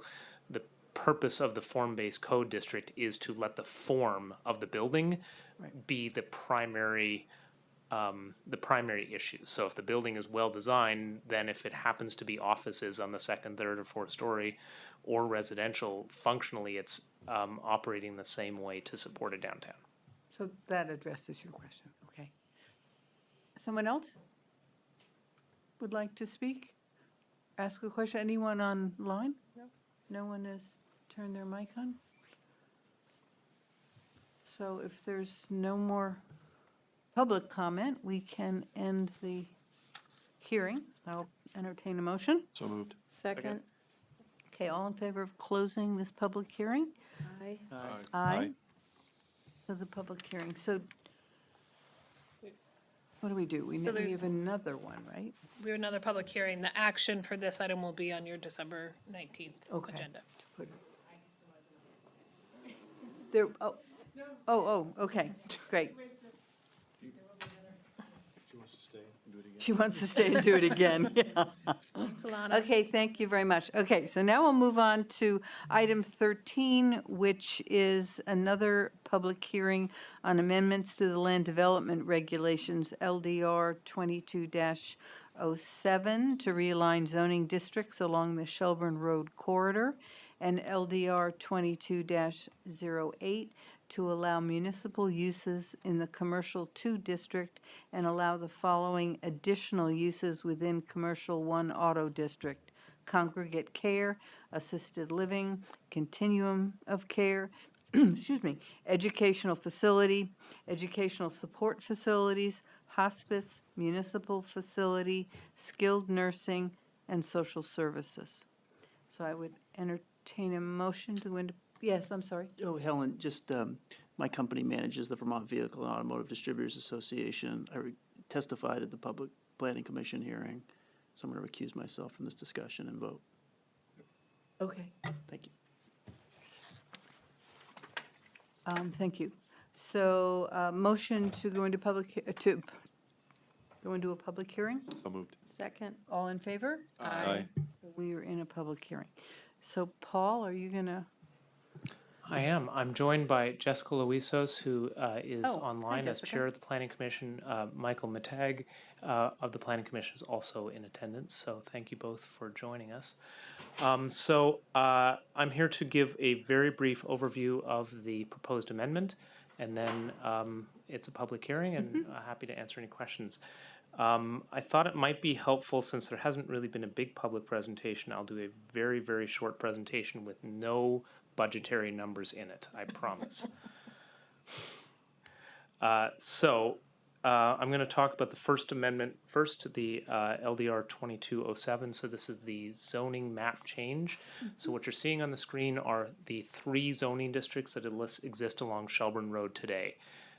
From top to bottom, the red one is the Commercial 1 Residential 15 district. The middle one in blue is the Commercial 1 Auto district, and the lower one in purple is the Commercial 2 district. They're somewhat similar. Commercial 2 has a little bit more of the light industry type uses in it. The Commercial 1 Residential 15 and the Commercial 1 Auto both allow for 15 dwelling units per acre. The Commercial 2 allows for 7 units an acre. The amendment that you just passed 2 weeks ago allows both of them to go to unlimited density if you buy TDRs, though. So conceptually, they can all be residential. The proposed amendment would, if this works, would shift this so that the same colors the red, which is the commercial one auto, would be expanded in the area right here where my mouse is. So that's essentially along Shelburne Road between the building, between the Lakeview complex that is there, and up to and including the Citizens Bank. So where Larkin Terrace new building was built, that sort of redevelopment area would become the commercial one, residential 15. The commercial one auto area would be extended or relocated to the former Hannaford site and the Lowe's site. And then 2 properties right here would switch from commercial 1 auto to commercial 2, and that's the fire station number 2 building of the cities, and the there's 2 auto dealerships, the Shearer Audi and the one adjacent to it. The reason that those are shifting is that otherwise we'd wind up with an isolated island of a district, and we try not to have 2 parcels being in a district standing by themselves. So they would continue to be an auto delership if they so desire. Yes, that's my 3rd slide. Pardon? That's my your 3rd next slide. Oh, sorry. So the last slide here is just showing this is the proposed zoning. And what you see with all these little tags here, these are all the existing auto dealerships in the city. So the along this corridor, I should say. So the Planning Commission, in looking at this, wanted to make sure that any existing auto dealership did not wind up becoming a nonconformity through this.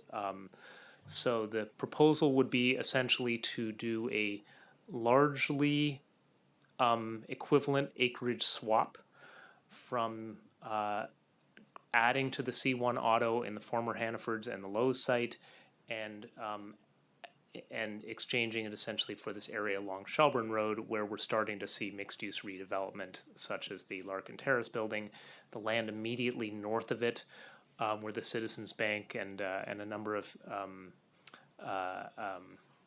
retailers are in the same PUD and under the same ownership as Larkin Terrace, so it made sense to keep them together in one consistent zoning district. The second amendment, as Chair Reilly just read off, is to make some relatively small changes in allowed uses. So in the commercial 2 district, which is the purple one, it would add municipal facilities. The main purpose of that is to make sure that our fire station does not become a nonconformity, but it would also open up additional opportunities should there ever be a reason along the southern portion of the corridor, which is where all of our transit service is. If there's ever a need for a municipal facility, then the zoning is allowing it. In the commercial 1 auto, there's a number of added uses proposed, and really the Planning Commission's objective there was to, other than auto sales, try to bring these zoning districts closer together in terms of what's allowed. So why are cultural facilities allowed in one district but not another? They're functionally the same corridor, and I think over time, I think the Commission is going to be looking at the possibility of further consolidating districts. We have very, very many zoning districts in our city, and so opportunities to see where, if there's not a material difference between 2 zoning districts, why not allow the same uses largely, in this case with the exception of auto sales. So that's my brief overview. Jessica may want to speak a little bit more to process and how it got here, or we can go straight to public hearing. So I'm going to stop sharing my screen, but I'm happy to bring it back at a later time. Jessica, do you want to make a comment? Sure. I guess just that this came out of a request we received, and we felt like there was an opportunity here to reuse an existing building that's been mostly vacant and has not been redeveloped for housing or other uses. So the proposal that was brought in front of us was the idea of reusing that existing building.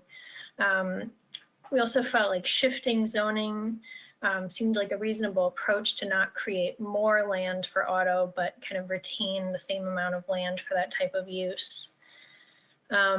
We also saw that at the Fayette Drive intersection with Shelburne Road, that's one of the locations that in our urban design overlay, we had identified that intersection as a primary node, which the idea is to kind of have like a gateway or activity hub where mixed use would be happening, and we're actually starting to see some of that redevelopment happen on the one street corner. So kind of shifting auto sales away from some of those nodes along Shelburne Road was consistent with our thinking for the urban overlay district.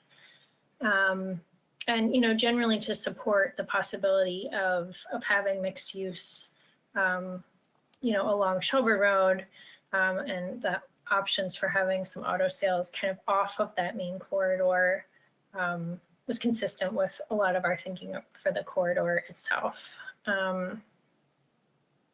And then we did have a discussion about how this could potentially affect housing.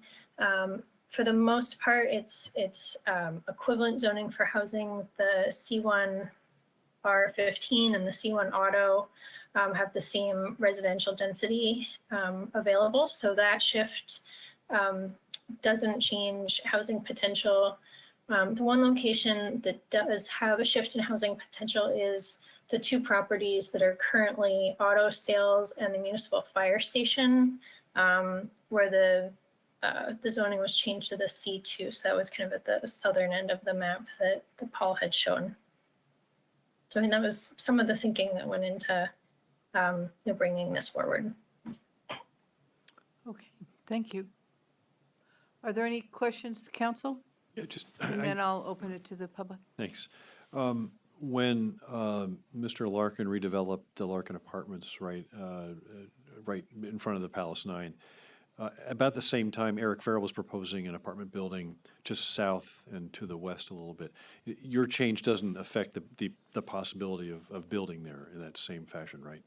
It does not change that possibility. That piece of land that Mr. Farrell had been looking at has actually since been acquired by Larkin. So that piece of what the Farrell estate to the east of the railway track now belongs to Larkin. So no, it does not change it, and if anything, it sends a more clear message that it's the Commercial 1 R15 district and not the Commercial 1 Auto district in terms of, as they look to, investors, that what the intent of the district is. It's very much aligned with what their first building was and what the rest could be. Okay, any other? Process question. So I got a call, I think it was today. Somebody was asking me about if this was fast-tracked. And I remember hearing this first in April, and now it's December. And so my question to you is, that's 6 months or so. Does that seem like in any way a fast track? And also to that, in that conversation I stated, when you've previously been before us on this topic, I asked what concerns have been raised by existing landowners, and you had mentioned one or two, and they seem to be relatively resolved. So I made this statement, and I'd be curious if you could speak to it, that if more concerns had been raised by landowners, it probably would have taken a year or a year and a half, or who knows if it ever would have happened. But could you speak to the timeline of how long it's taken to go through this process to get to us tonight? Sure. So the request, we were approached originally at the staff level probably more than a year ago, but we invited that if they, looking at different sites and different possibilities, and when the folks who formally did make the request indicated that they were interested in the possibility of zoning change, we invited them to write a public letter, and they did so in sometime in the late spring. And the Planning Commission, per their policy, took up an initial request and said, what do we want to do here? Do we want to put it on the work plan? Do we want to look at it now? Do we want to say that it's not really of interest to the community? One of the four principal goals of the comprehensive plan is to be opportunity oriented. And so I think, Jessica, you can speak to this more, but the commission saw that this was a relatively expedient lift on their part to be able to analyze this as a contained subject area. There was a little bit of room in their work plan as we were getting started working on the comprehensive plan, and it seemed like an opportunity. At the same time, there was the standard public process that's involved with each of them of planning commissions held a hearing, you've held a hearing, the commission reviewed it 3 times before it went to a hearing. Jessica, is there anything you wanted to add to that? Yeah, I guess I think we're all on the council when we had brought forward our very large package with all the environmental regulation changes. And that was a big change, and it took a very long time. There are many moving parts. And we kind of put on a lot of smaller requests on hold through that period. So that was kind of a big chunk. And then since then, I think this is actually our third kind of smaller package to come towards you. And I think we're trying to be a little more nimble, so it's not years between changes. And, similar to the TDR program change. And then I think another piece of it is that this was a little quicker because we felt like it was in line with a lot of recent discussions, the work for the urban overlay district, and was in line with the comprehensive plan. We've had a few other requests in the last number of months or year that, we felt like we needed to have a discussion as part of the comprehensive plan to make sure that we were doing something that was in line with that plan, as well as a few things have gotten referred out to some of the other committees for input first. So this felt like it didn't need to go to a committee. It was in line with some recent work and in line with the comprehensive plan. Okay, Megan. Yeah. Does the CCRPC weigh in on this change? I asked because our representative sent an email to all of us expressing some hesitation because it was land that could be used for residential. And that was a regional goal. Typically, most of our interaction with the Regional Planning Commission is at the level of the comprehensive plan. And as they develop their regional future land use map, as Charlie Baker had described at your last meeting, they really look to assemble the priorities of each of the communities together. We obviously work with them in a very collaborative fashion on all sorts of things, but it's not their practice as an organization to weigh in on each zoning change. Okay, any other questions? All right, are there any comments from the public? Yes.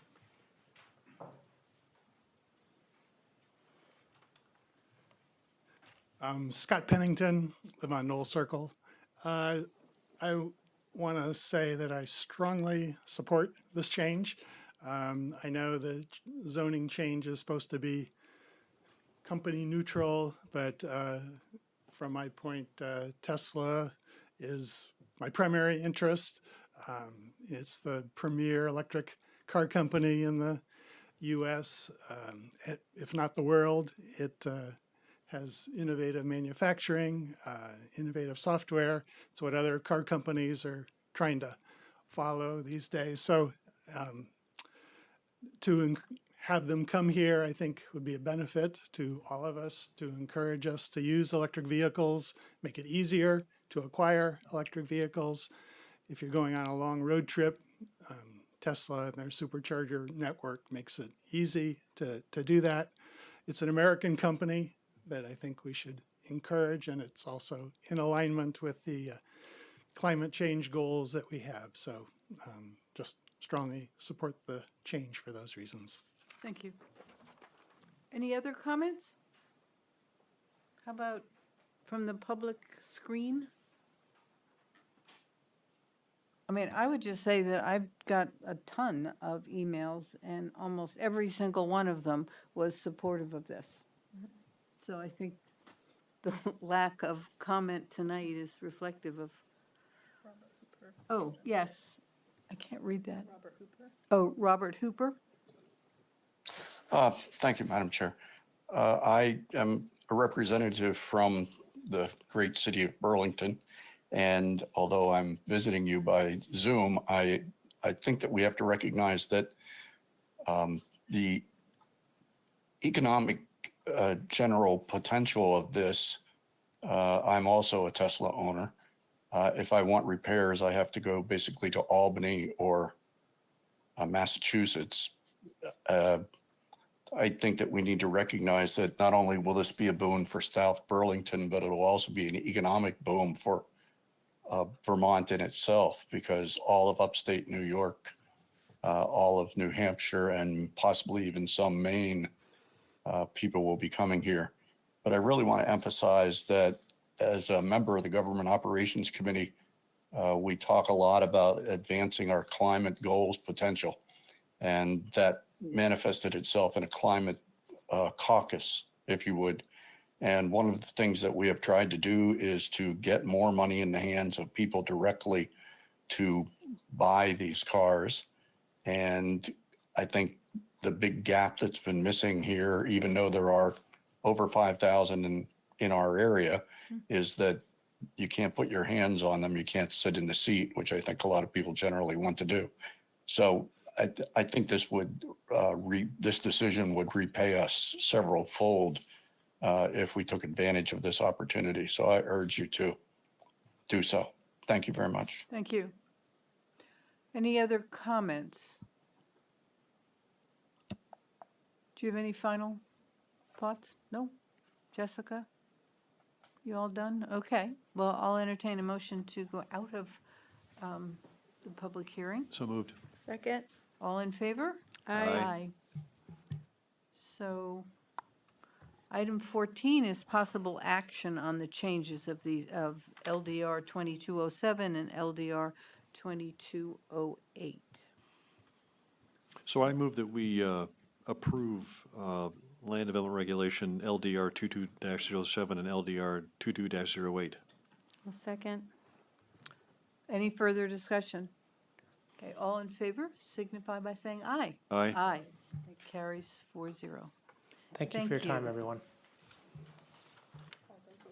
Don't go too far, Paul. We have number 15, a public hearing on a change to the impact fee ordinance and the public and private sanitary sewerage and stormwater systems ordinance regarding timing of payments for fees for affordable housing project. So, Paul. Hi, folks. Paul Connor, Director of Planning and Zoning. Colin McNeil, our city attorney, is also here. I think this might, I mean, we're both wearing ties. We're really doubling up tonight. Oh, but he always wears I know. Well, I was just trying to look half as good And I as he think I does was on a reading daily in basis. the New York Times that the deal is if you have a collared shirt and a jacket, you don't wear a tie. That's, Good thing I yeah. took the jacket off before coming up for this item then. yeah. Just So, saying, if you want to be in style. so I guess Never first, been my strong suit, so I'd probably still wear the jacket. first step would be if council were to, these are public hearings, so to open public hearing on the two of them if you have not I'll yet. move that we open the public hearing to change the impact fee ordinance and the public and private sanitary sewerage and stormwater systems ordinance regarding timing of payments of fees for affordable housing projects. Second. All in favor? Aye. So we're in a public hearing. All righty. So as we discussed with you last month, this is just very briefly, the purpose of this is to essentially assist with the financing of affordable housing projects to which the city is already involved. So with rising interest rates, all fees presently are due at the time of application for a zoning permit. That's typically 18 to 24 months before the building is operational and therefore bringing in revenue. We were approached by the folks at Summit, to which is one of the projects that the city's been involved with, both from a Vermont Community Development Program grant and from the city's Affordable Housing Trust Fund. With is there any pardon me? And ARPA funds, yes. Was there any opportunity to help them to not have to pay all the fees up front, because their calculations are somewhere in the neighborhood of $40,000 of that, the additional loan being taken out at that time over the in order to pay it up front would essentially mean that that's an additional payment just to carry that extra loan, the interest payments over the construction period, which is essentially equivalent to the money that the city council has voted to put to from the Affordable Housing Trust Fund. So it's essentially taking that money and giving it to a bank. So this is an opportunity to save that money for them as a partner by having the fees be due at the time of certificate of occupancy. because the city is so deeply involved in these types of projects, there's all sorts of fail-safe mechanisms to make sure that we would get paid at that time. So that's what this is about. Okay. Is there any public members who would like to comment? I don't see any. There's only one gentleman in the audience, so. I'll move that we close the public hearing. Second. All in favor? Aye. So the hearing is closed. We can move on to item 16, which is possible action on this change. So I move that we approve the impact fee ordinance and the public and private sanitary sewerage and stormwater systems ordinance regarding timing of payments of fees for affordable housing projects. Second. Is there any further discussion? Yes, I think this is a great idea. Thank you. Okay, all in favor? Aye. So that passes. Thanks, everyone. Good enough. Thank you. Thank you. 17, receive the FY '23 policy priorities and strategies, report number 1. So this is linked in your package. We are giving this to you tonight primarily because, one, we promised to give it to you. It's a good activity to report out on our progress. Also, we're doing, staff updated this in conjunction with doing their budget presentations and their annual reports. So trying to get all the reports kind of lined up. So I wasn't going to walk you through every bullet that was on this page, but I'm happy to answer any questions about details presented. Are there Really, any, it's a resource for the council. Sorry. are there any questions? I just an observation, this is wonderful, and it shows that we're making progress, not in absolutely everything, but, given all that the city has to do, I think we've made a lot of progress on almost every area.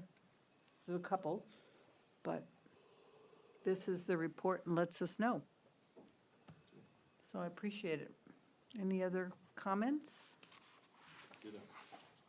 Okay, we got a ditto. All right, so now we can move on to thank you very much. Item 18, and I would entertain a motion to convene as the South Burlington Liquor Control Commission. So, second. All in favor? Aye. So we have one license for Delta Hotels for a first-class and third-class restaurant bar license. And it's because of change of ownership? Yeah, I was just going to ask, there was no paperwork, but I think little it bit. refers, well, The box, there's. Staff has fully reviewed and have no concerns. Yeah. okay. Does anyone else? All right, so I'd entertain a motion to approve this. So moved. Second. All in favor? Aye. Aye. Aye. That we come out of the South Burlington Liquor Control Board. Second. All in favor? Aye. Aye. Any other business? Okay, the last item, 20, before adjournment, is entering a possible executive session to consider two things: a review of personnel and boards and committee appointment. In that executive session, we Right. will have you have all Yes, who's going to enter? I Okay, thank you. Would like to move that the council make a specific finding that premature general public knowledge of the council's discussions on the appointment, employment, or evaluation of public officers or employees and confidential attorney-client communications made for the purpose of providing professional legal services to this council would clearly place the city at a substantial disadvantage. Second. All in favor? Aye. And so I now move that the board enter into executive session for the purpose of discussing the appointment, employment, or evaluation of public officers or employees and confidential attorney-client communications, inviting Jesse Baker, Colin McNeil, and Paul Connor into session with council. Second. All in favor? Aye. And we will come back, no, we'll just announce, okay. All righty. Okay, we all have